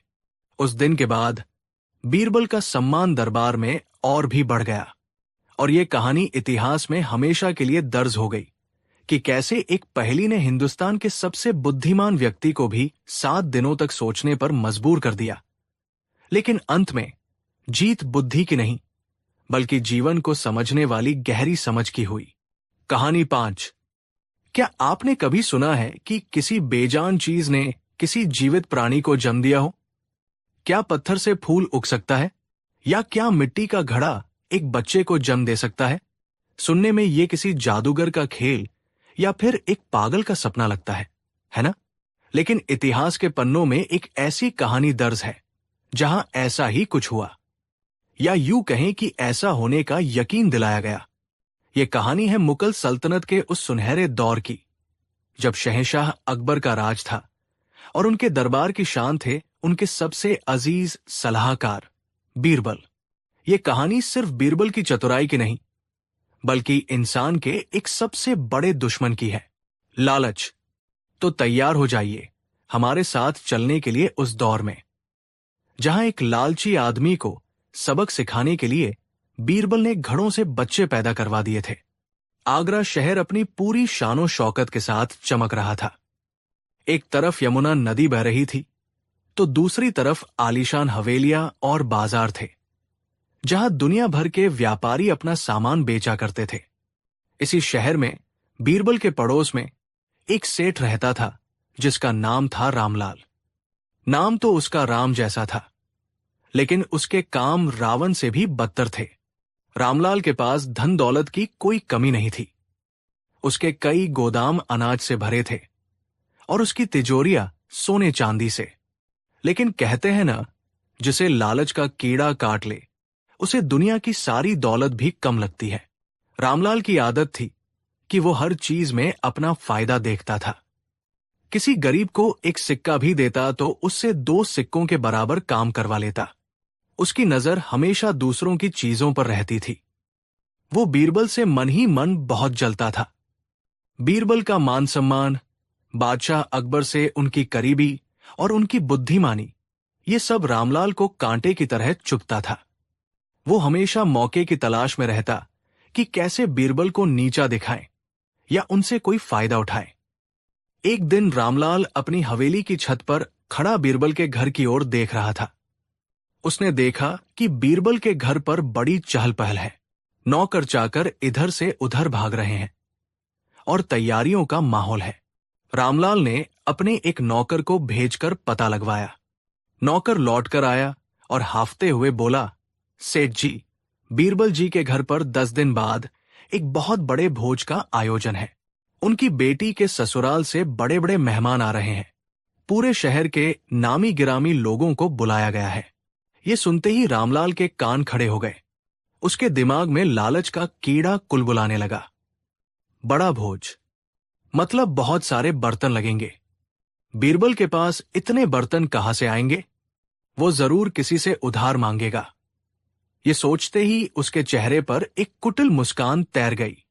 वो जानता था कि उसके पास शहर में सबसे अच्छे और सबसे ज्यादा पीतल, तांबे और कांसे के बर्तन हैं। कुछ बर्तन तो ऐसे थे जिन पर चांदी की नक्काशी थी। वो मन ही मन योजना बनाने लगा। जैसा रामलाल ने सोचा था वैसा ही हुआ। कुछ दिनों बाद बीरबल खुद चलकर रामलाल के दरवाजे पर आए। रामलाल ने बड़ी झूठी विनम्रता दिखाते हुए उनका स्वागत किया। अरे बीरबल जी, आज सुबह सुबह कैसे दर्शन दिए? आपने तो हमारा घर पवित्र कर दिया। आइए, अंदर आइए, रामलाल ने मक्खन लगाते हुए कहा। बीरबल मुस्कुराए। वो रामलाल की रगरग से वाकिफ थे। सेठ रामलाल, मैं एक जरूरी काम से आया हूं। जैसा कि आप जानते हैं, मेरे घर पर एक बड़ा भोज है। मेरे पास कुछ बड़े बर्तनों की कमी पड़ रही है। सुना है आपके पास बहुत अच्छे बर्तन हैं। क्या आप मुझे कुछ दिनों के लिए 10 बड़े घड़े और कुछ अन्य बर्तन उधार दे सकते हैं? भोज समाप्त होते ही मैं उन्हें सुरक्षित वापस कर दूंगा। रामलाल ने मन में लड्डू फूटते हुए भी चेहरे पर चिंता का भाव बनाया। बीरबल जी, आप तो जानते हैं कि मुझे अपनी चीजों से कितना प्यार है। मेरे बर्तन बहुत कीमती हैं। अगर उन्हें कुछ हो गया तो? बीरबल ने उसकी बात काटते हुए कहा, आप चिंता न करें सेठ जी, मैं आपकी चीजों का पूरा ध्यान रखूंगा और आपकी इस मदद के बदले मैं आपको छोटा सा इनाम भी दूंगा। इनाम शब्द सुनते ही रामलाल की आंखों में चमक आ गई। यही तो वो चाहता था। उसने तुरंत कहा, अरे नहीं नहीं बीरबल जी, इनाम की क्या बात है। आप हमारे पड़ोसी हैं। आपका काम हमारा काम है। आप ले जाइए बर्तन, बस जरा संभाल कर इस्तेमाल कीजिएगा। बीरबल मन ही मन मुस्कुराए। उनका पहला तीर निशाने पर लग चुका था। उन्होंने रामलाल से 10 बड़े घड़े और कुछ अन्य बर्तन लिए और धन्यवाद कहकर चले गए। रामलाल उन्हें जाते हुए देखता रहा और सोचता रहा, अब देखता हूं बीरबल इनाम में क्या देता है। मुफ्त में तो मैं सांस भी न लूं। 10 दिन बाद भोज शानदार तरीके से संपन्न हुआ। मेहमान बीरबल की मेहमानवाजी की तारीफ करते नहीं थक रहे थे। भोज के 2 दिन बाद बीरबल ने अपने नौकरों के हाथ रामलाल के बर्तन वापस भिजवाए। जब रामलाल के नौकर बर्तन अंदर रख रहे थे तो रामलाल एक एक बर्तन को गिद्ध की तरह देख रहा था। उसने गिना, 1, 2, 3, 10, पूरे 10 घड़े हैं। लेकिन फिर उसकी नजर कुछ और पर पड़ी। उन 10 बड़े घड़ों के साथ 11 छोटे छोटे बिल्कुल वैसे ही दिखने वाले मिट्टी के बर्तन भी थे, जिन्हें हम घड़ोली कहते हैं। वो हैरान हो गया। उसने बीरबल के नौकर से पूछा, ये क्या है? मैंने तो सिर्फ 10 बड़े घड़े दिए थे। ये 11 छोटे बर्तन किसके हैं? नौकर ने हाथ जोड़कर कहा, सेठ जी, बीरबल जी ने कहा है कि जब आपके घड़े हमारे घर गए थे तो वहां उन्होंने इन छोटे छोटे बच्चों को जन्म दिया, तो ये बच्चे भी आपके ही हुए। उन्होंने कहा है कि जिसका घड़ा उसी का बच्चा, इसलिए ये भी आपको सौंपने को कहा है। ये सुनकर रामलाल का मुंह आश्चर्य से खुला का खुला रह गया। क्या घड़ों ने बच्चों को जन्म दिया? ये कैसे हो सकता है? पहले तो उसे यकीन नहीं हुआ। वो इसे बीरबल का कोई मजाक समझ रहा था। लेकिन फिर उसके अंदर का लालच जागा। उसने सोचा, हो या न हो, मुझे क्या, मुफ्त में 11 छोटे बर्तन मिल रहे हैं, ये तो बिना कुछ किए ही मुनाफा हो गया। उसने तुरंत अपनी सोच बदली और चेहरे पर खुशी लाते हुए बोला, अच्छा अच्छा, भगवान की लीला देखो, मेरे घड़े इतने अच्छे हैं कि बच्चे भी देने लगे। बीरबल जी से कहना कि उन्होंने बहुत ईमानदारी का काम किया। मैं बहुत खुश हुआ। नौकर चला गया और रामलाल उन छोटे बर्तनों को देखकर खुशी से पागल हो गया। उसने अपनी पत्नी को बुलाकर सारी कहानी बताई। उसकी पत्नी भी हैरान थी, लेकिन मुफ्त का माल देखकर वो भी चुप रही। पूरे मोहल्ले में ये खबर आग की तरह फैल गई कि सेठ रामलाल के घड़ों ने बच्चे दिए हैं। लोग हंसते भी थे, लेकिन रामलाल अपनी ही धुन में मगन था। वो बीरबल की ईमानदारी की तारीफें करता नहीं थक रहा था। वो मन ही मन सोच रहा था, बीरबल है तो बुद्धिमान, लेकिन दुनियादारी में कच्चा है। भला ऐसा भी कोई करता है? अगली बार इससे और बड़ा फायदा उठाऊंगा। लगभग 6 महीने बीत गए। रामलाल लगभग उस घटना को भूल चुका था, लेकिन उसके मन में और ज्यादा पाने की इच्छा बनी हुई थी। एक दिन बीरबल फिर से उसके दरवाजे पर आए। इस बार बीरबल के चेहरे पर थोड़ी ज्यादा चिंता थी। रामलाल ने उन्हें देखते ही दौड़कर स्वागत किया। आइए आइए बीरबल जी, कहिए कैसे आना हुआ? सब कुशल मंगल तो है? बीरबल ने एक गहरी सांस ली और कहा, सेठ जी, क्या बताओ? इस बार मेरे साले के बेटे की शादी है और सारी जिम्मेदारी मुझ पर आ गई है। मेहमान भी पहले से दोगुने हैं। मुझे आपके सभी बर्तनों की जरूरत पड़ेगी। आपके पास जितने भी बड़े छोटे कीमती नक्काशी वाले बर्तन हैं, सब दे दीजिए। मैं आपको यकीन दिलाता हूं कि उन्हें खरोंच भी नहीं आने दूंगा। ये सुनते ही रामलाल के मन में लड्डू के पूरे थाल फूटने लगे। उसने सोचा, पिछली बार 10 घड़ों ने 11 बच्चे दिए थे। इस बार तो मेरे पास 100 से भी ज्यादा छोटे बड़े बर्तन हैं। अगर इनमें से आधे भी बच्चे दे गए तो 50-60 बर्तन तो मुफ्त में मिल जाएंगे। और मेरे कीमती चांदी वाले बर्तनों ने बच्चे दिए तो वो तो चांदी के बच्चे होंगे। ये कल्पना करते ही उसकी आंखों के सामने सोने चांदी के बर्तन नाचने लगे। लालच ने उसकी सोचने समझने की शक्ति पर पूरी तरह से पर्दा डाल दिया था। उसने अपनी खुशी छिपाते हुए कहा, बीरबल जी, आप कैसी बात करते हैं? ये सब आपका ही तो है। आप मेरे सारे बर्तन ले जाइए। मुझे आप पर पूरा भरोसा है। बीरबल ने कहा, लेकिन सेठ जी, इस बार बर्तन बहुत ज्यादा और कीमती है। अगर कुछ गड़बड़ हो गई तो? रामलाल ने बीरबल की बात काट दी। अरे आप चिंता मत कीजिए, मुझे पता है आप बहुत ईमानदार हैं।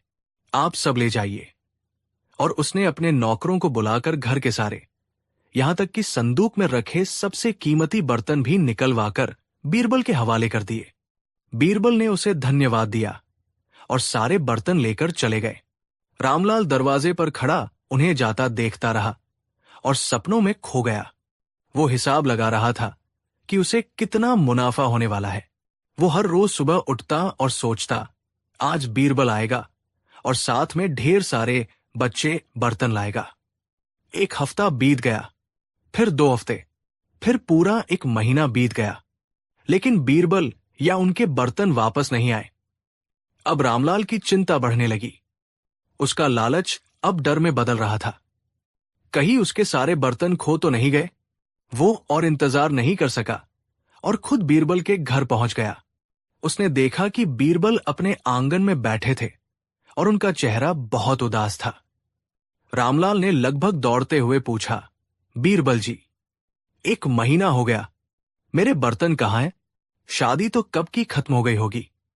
बीरबल ने एक बहुत ही दुख भरी आवाज में रामलाल की तरफ देखा और बोले, आओ सेठ जी, बैठो। मैं आपको क्या बताऊं, मैं तो खुद बहुत शर्मिंदा हूं। मैं आपके पास आने ही वाला था, पर हिम्मत नहीं जुटा पा रहा था। रामलाल का दिल जोर जोर से धड़कने लगा। क्या क्या मतलब है आपका? क्या हुआ मेरे बर्तनों को? बीरबल ने आंखों में आंसू भरने का नाटक करते हुए कहा। सेठ जी, बहुत बुरा हुआ। आपके सारे बर्तन, वो सब मर गए। मर गए? रामलाल ऐसे चीखा मानो किसी ने उसके सीने में छुरा घूम दिया हो। ये क्या बकवास है? बर्तन भी कहीं मरते हैं? तुम पागल हो गए हो क्या? बीरबल, मेरे बर्तन वापस करो। बीरबल ने बड़ी मासूमियत से कहा। सेठ जी, मैं सच कह रहा हूं। आपके घर से आने के बाद सारे बर्तन बीमार पड़ गए। मैंने बहुत इलाज करवाया, बड़े बड़े हकीमों को दिखाया, लेकिन कोई उन्हें बचा नहीं सका। कल रात ही आपके आखिरी चांदी वाले घड़े ने भी दम तोड़ दिया। मैं क्या कर सकता हूं? होनी को कौन टाल सकता है? रामलाल गुस्से से आग बुला हो गया। ये सब झूठ है। तुम मेरे बर्तन हड़पना चाहते हो। बेजान चीजें कभी नहीं मरती। मैं तुम्हें नहीं छोड़ूंगा। मैं बादशाह अकबर के पास जाऊंगा और न्याय की गुहार लगाऊंगा। बीरबल ने शांत भाव से कहा। ठीक है सेठ जी, अगर आपको मुझ पर यकीन नहीं है तो चलिए दरबार में। बादशाह का फैसला ही अंतिम होगा। अगले दिन अकबर का दरबार लगा हुआ था। सभी मंत्री और दरबारी अपनी अपनी जगह पर बैठे थे। तभी रामलाल रोता पीटता, चिल्लाता हुआ दरबार में दाखिल हुआ। इंसाफ, जहां पनाह, इंसाफ। मैं लुट गया, बर्बाद हो गया। अकबर ने उसे शांत करवाते हुए पूछा। क्या हुआ सेठ रामलाल? तुम इस तरह क्यों चिल्ला रहे हो? तुम्हें किसने लूटा? रामलाल ने बीरबल की ओर उंगली दिखाते हुए कहा। इसने, जहां पनाह, आपके इस चतुर मंत्री ने। इसने मुझसे मेरे सारे कीमती बर्तन 1 महीने पहले उधार लिए थे और अब कहता है कि वो सब मर गए। जहां पनाह, क्या कभी बर्तन भी मरते हैं? ये सरासर झूठ बोल रहा है और मेरे बर्तन हड़प गया है।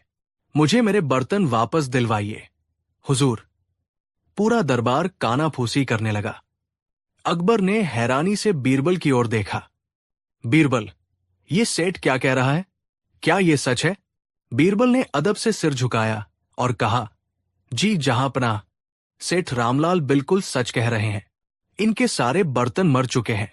ये सुनकर अकबर को भी हंसी आ गई। बीरबल, तुम कैसी बहकीब की बातें कर रहे हो? भला निर्जीव बर्तन कैसे मर सकते हैं?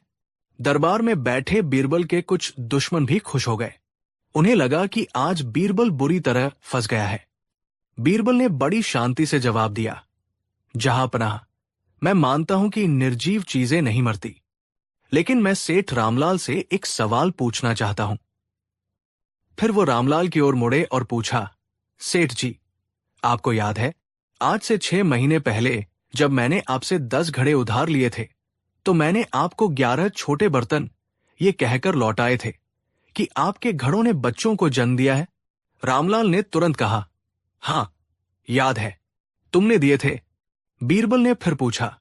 और आपने उस बात पर यकीन भी कर लिया था क्योंकि आपको मुफ्त में बर्तन मिल रहे थे, है ना? रामलाल थोड़ा सक्काया। हां, तो क्या हुआ? अब बीरबल ने अपनी आखिरी और सबसे शक्तिशाली दलील पेश की। वो बादशाह अकबर की ओर मुड़े और हाथ जोड़कर बोले। आलम पनाह, जो इंसान अपने लालच के कारण इस बात पर यकीन कर सकता है कि बेजान घड़े बच्चे को जन्म दे सकते हैं, तो उसे इस बात पर भी यकीन करना ही होगा कि जो जन्म लेता है वो एक ना एक दिन मरता भी है। अगर घड़े जन्म दे सकते हैं तो वे मर क्यों नहीं सकते? बीरबल का ये तर्क सुनते ही पूरे दरबार में सन्नाटा छा गया। बादशाह अकबर अपनी हंसी नहीं रोक पाए और जोर जोर से हंसने लगे। बाकी दरबारी भी बीरबल की बुद्धिमानी का लोहा मान गए। सेठ रामलाल का चेहरा शर्म से लाल हो गया था। उसके पास कहने के लिए एक शब्द भी नहीं था। वो समझ गया था कि उसके लालच ने ही उसे इस जाल में फंसाया है। बादशाह अकबर ने अपना फैसला सुनाया। सेठ रामलाल, बीरबल ने तुम्हें कोई धोखा नहीं दिया है, बल्कि तुम्हारे लालच को ही आईना दिखाया है। जब तुमने खुशी खुशी घड़ों के बच्चे स्वीकार कर लिए थे, तो अब तुम्हें उनकी मौत का मातम भी मनाना होगा। तुम्हें तुम्हारा कोई बर्तन वापस नहीं मिलेगा। यही तुम्हारे लालच की सजा है। सेठ रामलाल सिर झुकाए। अपमानित होकर दरबार से चला गया। उसे एक बहुत बड़ा सबक मिल चुका था। तो ये थी कहानी बीरबल की चतुराई और लालच के अंजाम की। इस कहानी से हमें एक बहुत बड़ी सीख मिलती है। लालच इंसान की बुद्धि पर पर्दा डाल देता है। ये हमें सही और गलत में फर्क करने नहीं देता। रामलाल अगर पहली बार में ही उस अतार्किक बात को नकार देता तो उसे अपने कीमती बर्तनों से हाथ नहीं धोना पड़ता, लेकिन मुफ्त के मुनाफे ने उसे अंधा कर दिया था। याद रखिए, मेहनत से कमाया एक सिक्का बेईमानी से कमाए 1000 अशरफियों से भी ज्यादा कीमती होता है। आपको ये कहानी कैसी लगी? बीरबल का लालची सेठ को सबक सिखाने का ये तरीका आपको कैसा लगा? हमें नीचे कमेंट्स में जरूर बताइए। अगर आपको हमारी ये कहानी पसंद आई हो तो इस वीडियो को लाइक करें, अपने दोस्तों के साथ शेयर करें और हमारे चैनल को सब्सक्राइब करना न भूलें, ताकि आप ऐसी ही और मजेदार और ज्ञानवर्धक कहानियां देख सकें। मिलते हैं अगली कहानी में। धन्यवाद। कहानी 6। आगरा का किला अपनी पूरी शानो शौकत से दमक रहा था। दीवाने खास में आज कुछ विशेष चहल पहल थी। बादशाह अकबर अपने भव्य सिंहासन पर विराजमान थे और उनके चेहरे पर एक विशेष चमक थी, जो अक्सर तब आती थी जब दरबार में कोई रोचक चर्चा छिड़ जाती। उनके नवरत्न अपनी अपनी जगहों पर बैठे थे, लेकिन सबकी निगाहें उस व्यक्ति पर टिकी थी जो बादशाह के ठीक सामने खड़ा था। वो व्यक्ति था सेठ हीराचंद, गुजरात का एक महाधनी व्यापारी, जिसका व्यापार दूर दूर तक, यहां तक कि फारस और अरब के देशों तक फैला हुआ था।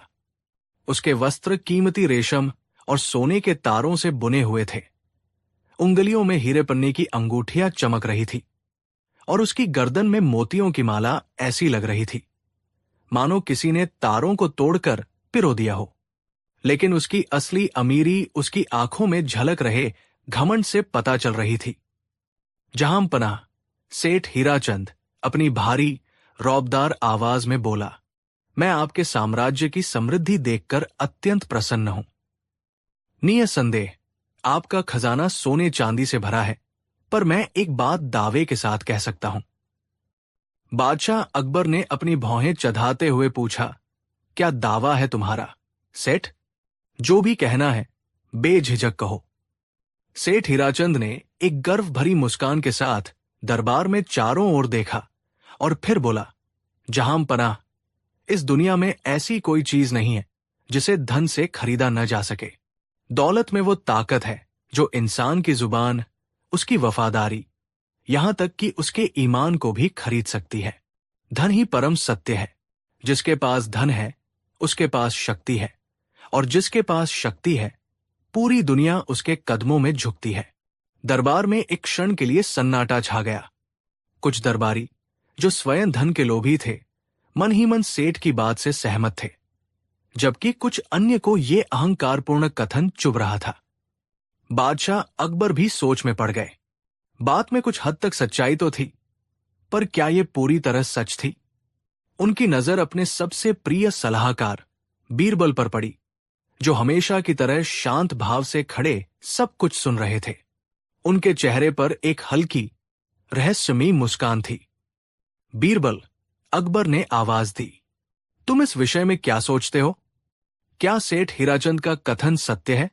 क्या धन से सब कुछ खरीदा जा सकता है? बीरबल ने अदब से सिर झुकाया। आलमपनाह, सेठ जी एक अनुभवी व्यापारी है। उन्होंने धन की शक्ति को बहुत करीब से देखा होगा, इसलिए उनका ऐसा मानना स्वाभाविक है। धन में अपार शक्ति होती है, ये बात सत्य है। वो भूखे को रोटी दे सकता है, बीमार को दवा दे सकता है और एक साधारण व्यक्ति को राजाओं जैसी सुख सुविधाएं प्रदान कर सकता है। सेठ हीराचंद का चेहरा ये सुनकर गर्व से और चौड़ा हो गया। उसे लगा कि बीरबल भी उसकी बात का समर्थन कर रहे हैं। उसने विजयी भाव से दरबारियों की ओर देखा, लेकिन बीरबल ने अपनी बात जारी रखी, परंतु जहांपनाह, ये कहना कि धन से सब कुछ खरीदा जा सकता है, ये सिक्के का केवल एक पहलू है। कुछ चीजें ऐसी भी है जो धन की पहुंच से बहुत दूर है। सेठ हीराचंद जोर से हंसा। उसकी हंसी में अहंकार और उपहास का मिश्रण था। हा हा हा, मुआफी चाहूंगा मंत्री जी, पर आपकी बातें किताबी लगती है। आप मुझे कोई एक ऐसी चीज बता दीजिए जिसे मेरे सोने चांदी के सिक्के न खरीद सकें। आप नाम लीजिए, मैं कीमत लगाने को तैयार हूं। अब ये एक खुली चुनौती थी। पूरे दरबार की नजरें बीरबल पर टिक गई। ये केवल एक दार्शनिक बहस नहीं रह गई थी, बल्कि ये बीरबल की बुद्धि और सेठ हीराचंद के धन के बीच एक मुकाबला बन गया था। बीरबल की मुस्कान और गहरी हो गई। उन्होंने सेठ की आंखों में झांकते हुए कहा, सेठ जी, आप सच में कुछ ऐसा देखना चाहते हैं जो आपकी दौलत के साम्राज्य से बाहर हो? बिल्कुल, सेठ ने अपनी छाती चौड़ी करते हुए कहा।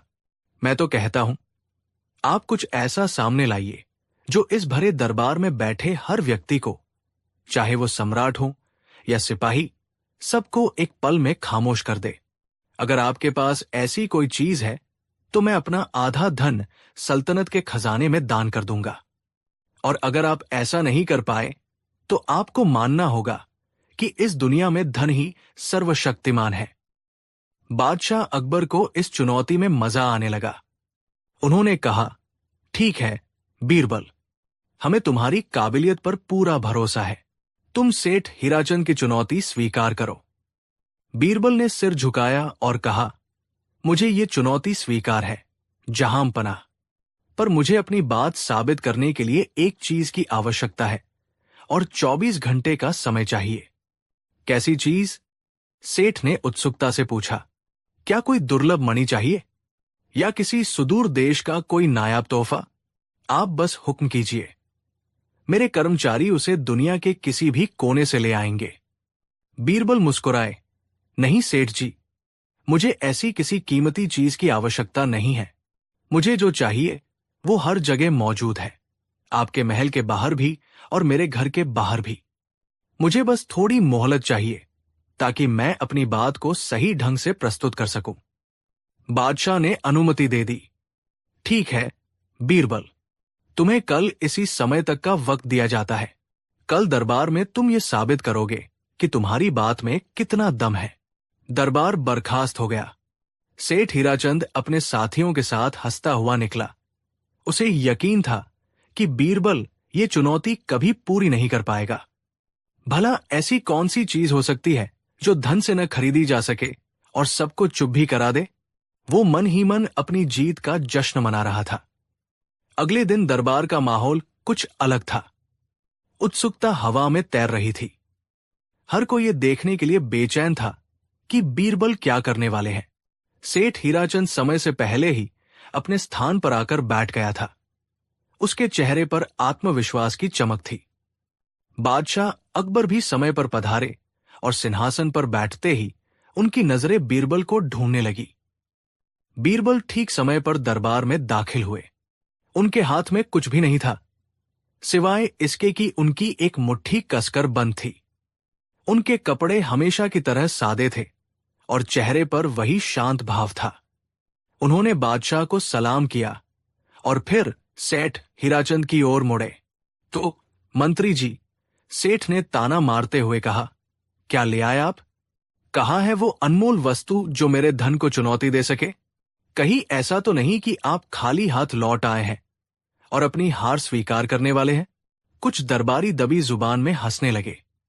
बीरबल ने शांति से जवाब दिया, सेठ जी, धैर्य रखिए। मैं जो चीज लाया हूं वो मेरी इस मुट्ठी में बंद है। सबकी आंखें आश्चर्य से बीरबल की बंद मुट्ठी पर टिक गई। इतनी छोटी सी मुट्ठी में ऐसी क्या चीज हो सकती है? सेठ हीराचंद ने अपनी गर्दन उचकाकर देखने की कोशिश की। आपकी मुट्ठी में? उसने हंसते हुए कहा, जरूर कोई बेशकीमती हीरा या माणिक होगा। लाइए, दिखाइए, मैं उसकी कीमत लगाता हूं। बीरबल ने अपनी मुट्ठी को थोड़ा और कसते हुए कहा, कीमत लगाने से पहले आपको यह अनुमान लगाना होगा कि इसमें क्या है। यदि आप सही अनुमान लगा पाए तो मैं अपनी हार मान लूंगा। सेठ हीराचंद सोच में पड़ गया। तुम्हारी मुट्ठी में है और तुम उसे इतना कीमती बता रहे हो। यह जरूर कोहिनूर जैसा कोई दुर्लभ हीरा होगा या शायद पारस पत्थर का कोई टुकड़ा। बीरबल ने नकारात्मक में सिर हिलाया। नहीं सेठ जी, आपका अनुमान गलत है।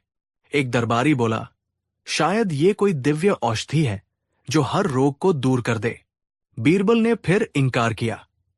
एक और दरबारी ने कहा, यह जरूर किसी देवता का दिया हुआ ताबीज है।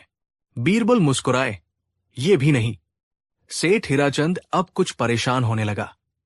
उसने अपनी पूरी कल्पना शक्ति लगा दी। अच्छा, तो ये किसी महान विद्वान द्वारा लिखा गया कोई रहस्यमयी ज्ञान सूत्र होगा जिसे एक छोटे से कागज पर लिखा गया हो? बिल्कुल नहीं।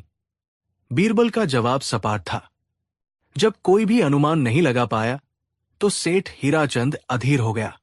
अरे, बस भी कीजिए ये पहेलियां बुझाना। दिखाइए भी कि आपकी मुट्ठी में ऐसा क्या है जिसका मोल मेरी दौलत से ज्यादा है। बीरबल अब बादशाह अकबर की ओर मुड़े। जहां पनाह, क्या मुझे अपनी मुट्ठी खोलने की इजाजत है? अकबर ने उत्सुकता से सिर हिलाया। इजाजत है बीरबल। हम सब देखना चाहते हैं कि इस रहस्य पर से पर्दा कैसे उठता है। बीरबल धीरे धीरे दरबार के बीचों बीच आए।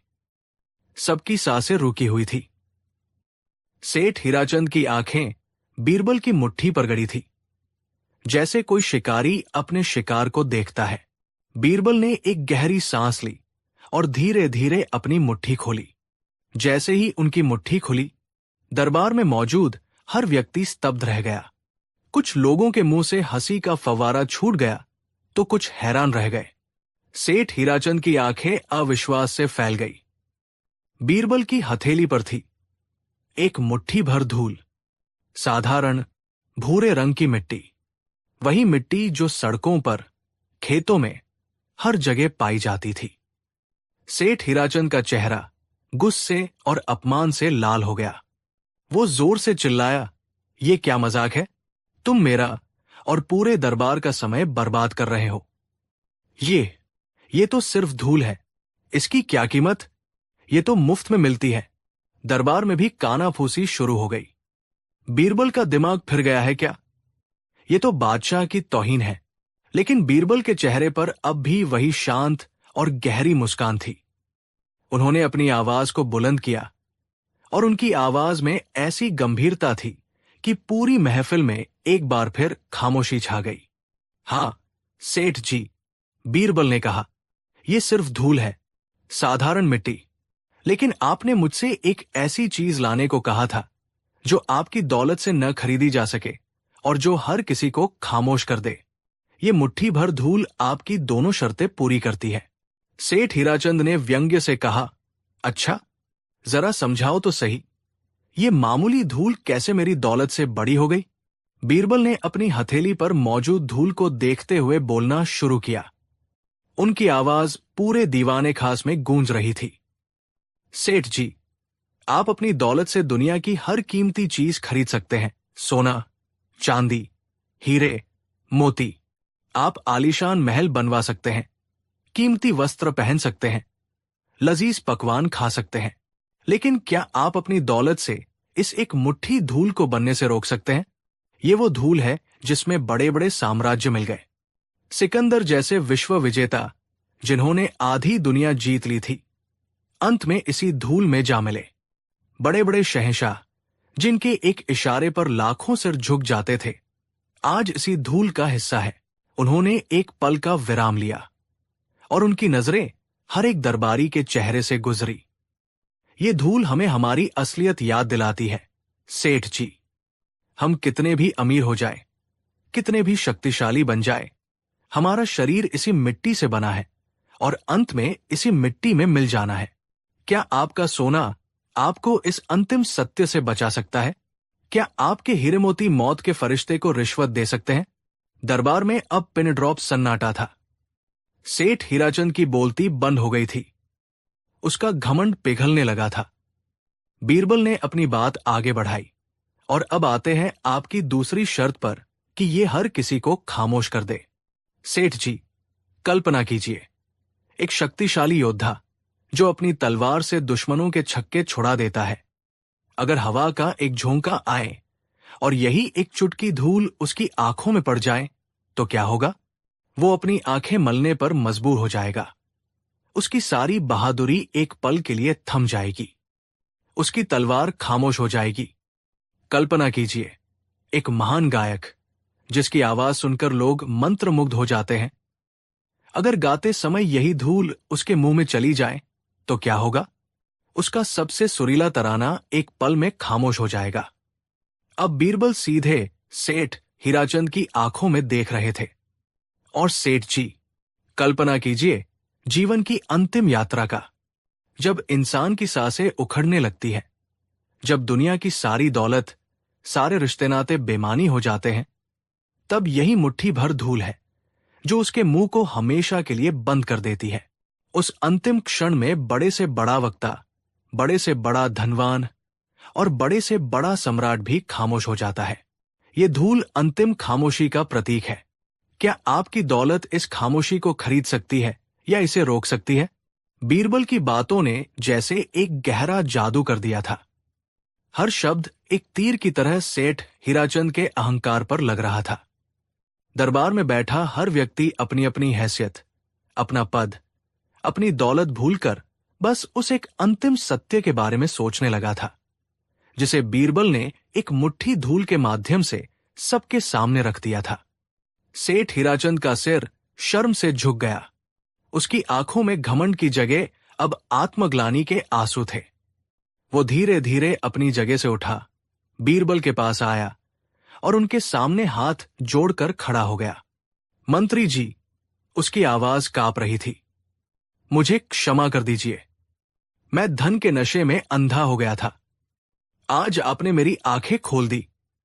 आपने मुझे दौलत की चमक नहीं, बल्कि जीवन का सत्य दिखाया है। मैं अपनी चुनौती हार गया। मैं अपना आधा धन, जैसा कि मैंने वादा किया था, सल्तनत के खजाने में जमा कराऊंगा। बीरबल ने उसे उठाया और गले से लगा लिया। सेठ जी, मेरा उद्देश्य आपको शर्मिंदा करना नहीं, बल्कि आपको एक बड़े सत्य से परिचित कराना था। धन बुरा नहीं है, पर धन का अहंकार इंसान को अंधा बना देता है।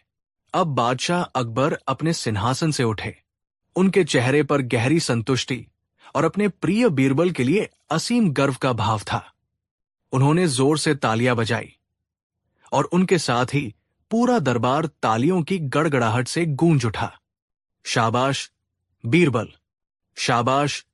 अकबर ने कहा, आज तुमने एक बार फिर साबित कर दिया कि सच्ची दौलत सोने चांदी में नहीं, बल्कि बुद्धि और विवेक में होती है।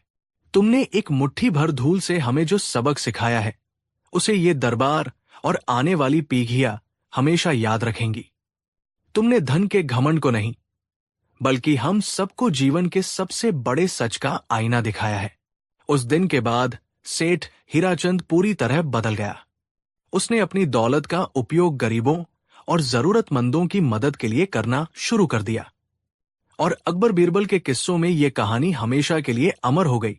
वो कहानी जब बीरबल ने सिर्फ एक मुट्ठी भर धूल से एक महाधनी सेठ के घमंड को ही नहीं, बल्कि पूरे दरबार को उस परम सत्य के सामने खामोश कर दिया था, जिसके आगे दुनिया की हर दौलत और हर ताकत छोटी पड़ जाती है। कहानी 7।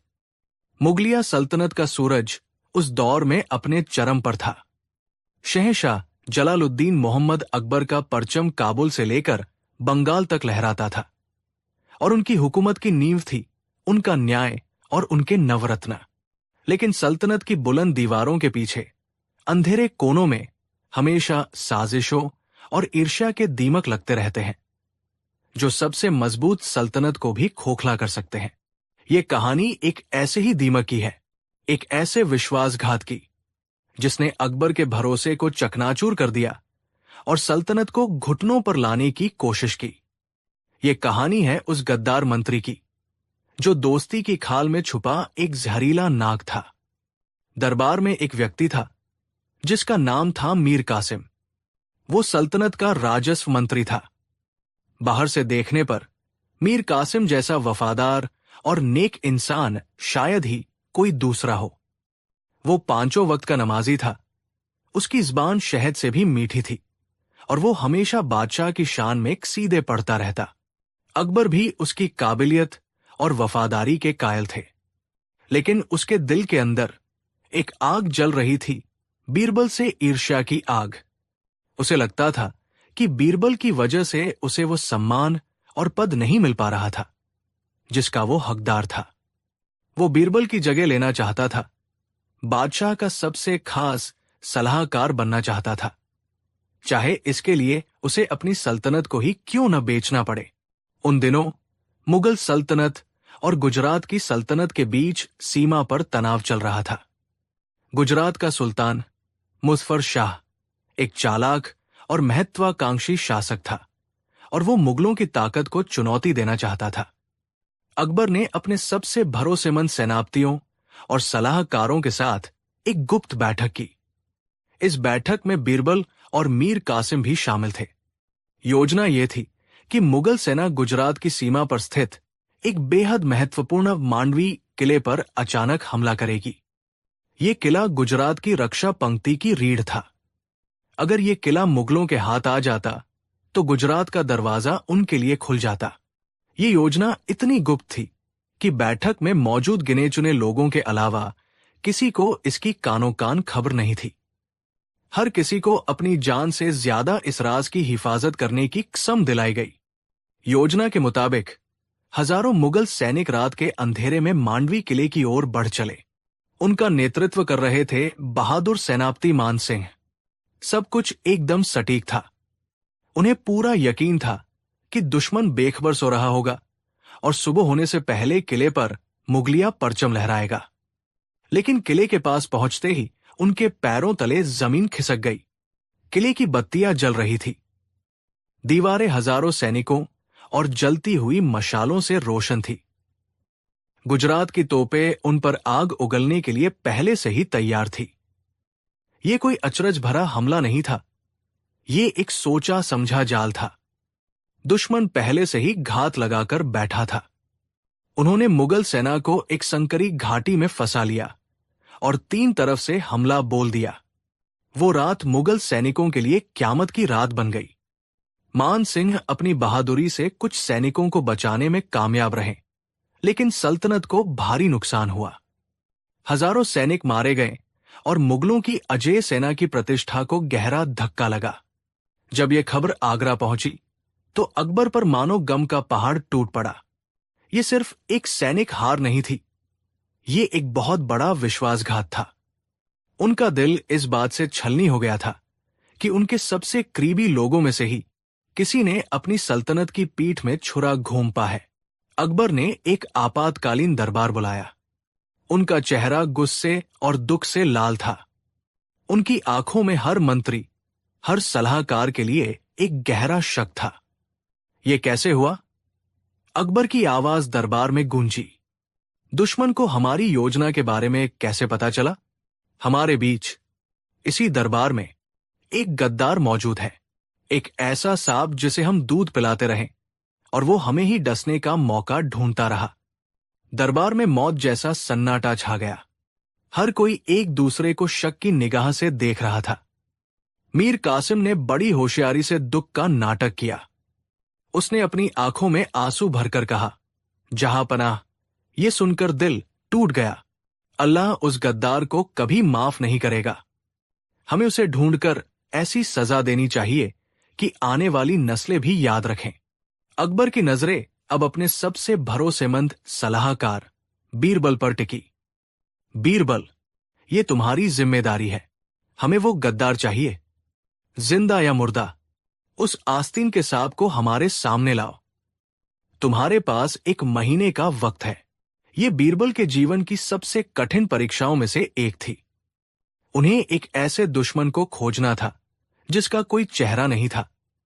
वो कोई बाहरी दुश्मन नहीं, बल्कि घर का भेदी था जो हर चाल से वाकिफ था। बीरबल ने अपनी जांच शुरू की।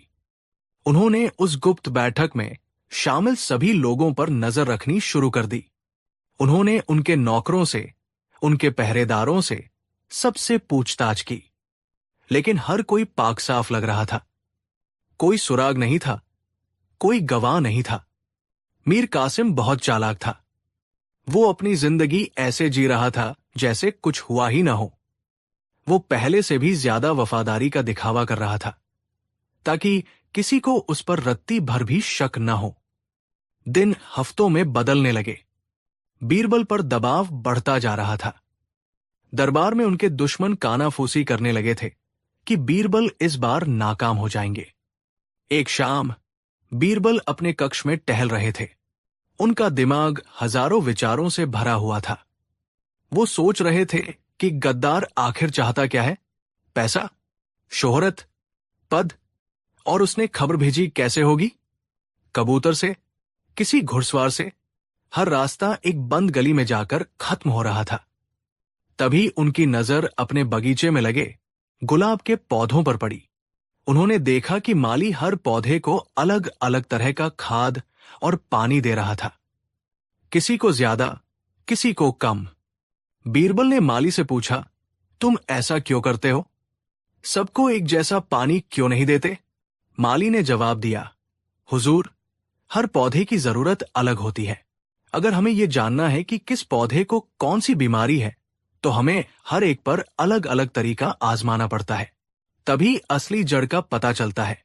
माली की यह साधारण सी बात बीरबल के दिमाग में बिजली की तरह कौंध थी। उन्हें अपना रास्ता मिल गया था। गद्दार को पकड़ने के लिए उन्हें उसे फिर से गलती करने का एक मौका देना होगा। उन्हें एक ऐसा जाल बिछाना होगा जिसमें सिर्फ और सिर्फ गद्दार ही फंस सके। अगली सुबह बीरबल सीधे शहंशाह अकबर के पास पहुंचे और उन्हें अपनी योजना बताई। योजना सुनकर अकबर हैरान रह गए, लेकिन उन्हें बीरबल पर पूरा भरोसा था। कुछ दिनों बाद अकबर ने फिर से एक अति गुप्त बैठक बुलाई। इस बार उन्होंने सिर्फ 4 सबसे वरिष्ठ मंत्रियों को बुलाया, सेनापति मान सिंह, वित्त मंत्री टोडरमल, मीर कासिम और बीरबल। अकबर ने एक गंभीर चेहरा बनाकर कहा, मांडवी में जो हुआ हम उसे भूले नहीं हैं, लेकिन अब हम दुश्मन को उसी की भाषा में जवाब देंगे। हमने एक नई योजना बनाई है। इस बार हम गुजरात की राजधानी अहमदाबाद पर सीधा हमला करेंगे। हमारी सेना एक नए गुप्त रास्ते से जाएगी, जिसके बारे में किसी को नहीं पता। अकबर ने एक नक्शा मेज पर फैलाया, लेकिन पिछली बार की गलती से सबक लेते हुए इस बार योजना का सबसे महत्वपूर्ण हिस्सा सिर्फ एक ही व्यक्ति को पता होगा। हम आप चारों को योजना के अलग अलग हिस्से सौंपेंगे। ये बीरबल के जाल का सबसे अहम हिस्सा था। अकबर ने 4 बंद लिफाफे निकाले। उन्होंने कहा, इन चारों लिफाफों में योजना का अलग अलग हिस्सा है। आप सब इसे पढ़ेंगे और फिर इसे जला देंगे। ये राज आपके साथ आपकी कब्र में जाना चाहिए। उन्होंने पहला लिफाफा मान सिंह को दिया और कहा, इसमें हमले की तारीख है। दूसरा लिफाफा टोडरमल को दिया और कहा, इसमें उस गुप्त रास्ते का ब्यौरा है जहां से सेना जाएगी। तीसरा लिफाफा मीर कासिम को दिया और कहा, इसमें यह लिखा है कि हमारी सेना के पास कितने सैनिक और कौन कौन से हथियार होंगे। और आखिरी लिफाफा बीरबल को देते हुए कहा, और इसमें हमले का सटीक समय लिखा है। लेकिन यहां एक बहुत बड़ा राज छिपा था। असल में हमले की असली योजना सिर्फ अकबर और बीरबल जानते थे। उन चारों लिफाफों में जो जानकारी थी वो पूरी तरह से झूठी थी, और हर लिफाफे में एक ही बात लिखी थी, बस एक छोटे से बदलाव के साथ। हर लिफाफे में लिखा था, हम अहमदाबाद पर हमला करेंगे, लेकिन मान सिंह के लिफाफे में लिखा था, हमला उत्तरी दरवाजे से होगा। टोडरमल के लिफाफे में लिखा था, हमला दक्षिणी दरवाजे से होगा। मीर कासिम के लिफाफे में लिखा था, हमला पूर्वी दरवाजे से होगा। और बीरबल के लिफाफे में लिखा था, हमला पश्चिमी दरवाजे से होगा। ये एक ऐसा अचूक जाल था कि अगर दुश्मन तक कोई भी खबर पहुंची तो ये साफ हो जाता कि वो खबर किसने पहुंचाई है। बैठक खत्म हुई। चारों मंत्री अपनी अपनी जानकारी लेकर चले गए। मीर कासिम के दिल में लड्डू फूट रहे थे। उसे लगा कि एक बार फिर उसे अपनी वफादारी साबित करने का और बीरबल को नीचा दिखाने का मौका मिल गया है। उसी रात उसने चुपके से अपने सबसे भरोसेमंद दूत के जरिए एक संदेश गुजरात के सुल्तान को भिजवाया, तैयार रहो। मुगल अहमदाबाद पर हमला करने वाले हैं। वो पूर्वी दरवाजे से आएंगे। उनके पास इतने सैनिक और इतने हथियार हैं। अब शुरू हुआ इंतजार का खेल। बीरबल ने अपने सबसे तेज जासूसों को गुजरात की सीमा पर भेज दिया था। उनका काम लड़ना नहीं, सिर्फ देखना और सुनना था। एक हफ्ता गुजरा। दरबार में सब कुछ सामान्य था, लेकिन बीरबल की आंखें हर पल मीर कासिम पर थी। और फिर वो खबर आई जिसका बीरबल को इंतजार था।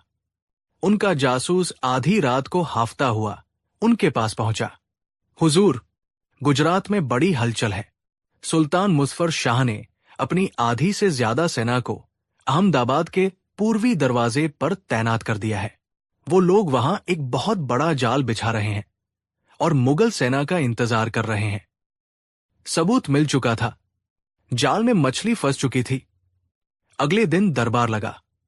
अकबर सिंहासन पर बैठे। उनका चेहरा पत्थर की तरह भावहीन था। उन्होंने उन चारों मंत्रियों को अपने सामने बुलाया। हम अपनी योजना के साथ आगे बढ़ने के लिए तैयार हैं, अकबर ने कहा। लेकिन उससे पहले हम ये जानना चाहते हैं कि क्या आप सबने अपने राज को सीने में दफन रखा है? मान सिंह, टोडरमल और बीरबल ने अपनी वफादारी की कसम खाई। मीर कासिम ने आगे बढ़कर अपनी आंखों में झूठी सच्चाई भरकर कहा, जहां पनाह, जब तक मीर कासिम जिंदा है, सल्तनत का कोई राज दुश्मन तक नहीं पहुंच सकता। मैंने वो लिफाफा पढ़ने के तुरंत बाद ही जला दिया था। अकबर ने एक लंबी ठंडी सांस ली। अच्छा, तो फिर कोई हमें यह समझाए कि गुजरात के सुल्तान को यह सपना कैसे आ गया कि वो अपनी सारी ताकत अहमदाबाद के पूर्वी दरवाजे पर इकट्ठा कर ले। ये सुनते ही मीर कासिम के पैरों तले जमीन खिसक गई। उसका चेहरा सफेद पड़ गया। उसे समझ आ गया कि वो फंस चुका है। बीरबल आगे आए और उन्होंने पूरी योजना का खुलासा किया। उन्होंने बताया कि कैसे हर लिफाफे में एक अलग दरवाजे का जिक्र था। जैसे ही बीरबल ने पूर्वी दरवाजे का नाम लिया, मीर कासिम जमीन पर गिर पड़ा और बादशाह के पैरों में पड़कर अपनी जान की भीख मांगने लगा। उसका नकाब उतर चुका था। उसका असली घिनौना चेहरा सबके सामने था। उसने कबूल किया कि उसने ही मांडवी हमले की खबर भी लीक की थी। गुजरात के सुल्तान ने उसे बीरबल की जगह सल्तनत का वजीर आजम बनाने का लालच दिया था। अकबर का दिल भरोसे के टूटने से छलनी था, लेकिन एक बादशाह का दिल सख्त होना जरूरी है। उन्होंने न्याय किया। मीर कासिम को सल्तनत से गद्दारी के जुर्म में ग्वालियर के किले में जिंदा चुनवा देने का हुक्म दिया गया। उस दिन दरबार ने एक बार फिर बीरबल की बुद्धिमानी का लोहा माना। उन्होंने सिर्फ एक गद्दार को नहीं पकड़ा था, बल्कि पूरी सल्तनत को एक बहुत बड़े खतरे से बचाया था। ये कहानी हमें सिखाती है कि सल्तनत की असली ताकत उसकी सेना या उसके खजानों में नहीं होती, बल्कि उसके वफादार लोगों में होती है। और ईर्ष्या एक ऐसी आग है जो इंसान से देशद्रोह जैसा घिनौना पाप भी करवा सकती है। लेकिन जब तक बीरबल जैसी बुद्धिमानी और अकबर जैसा न्याय जिंदा है, कोई भी विश्वासघात सल्तनत की नींव को हिला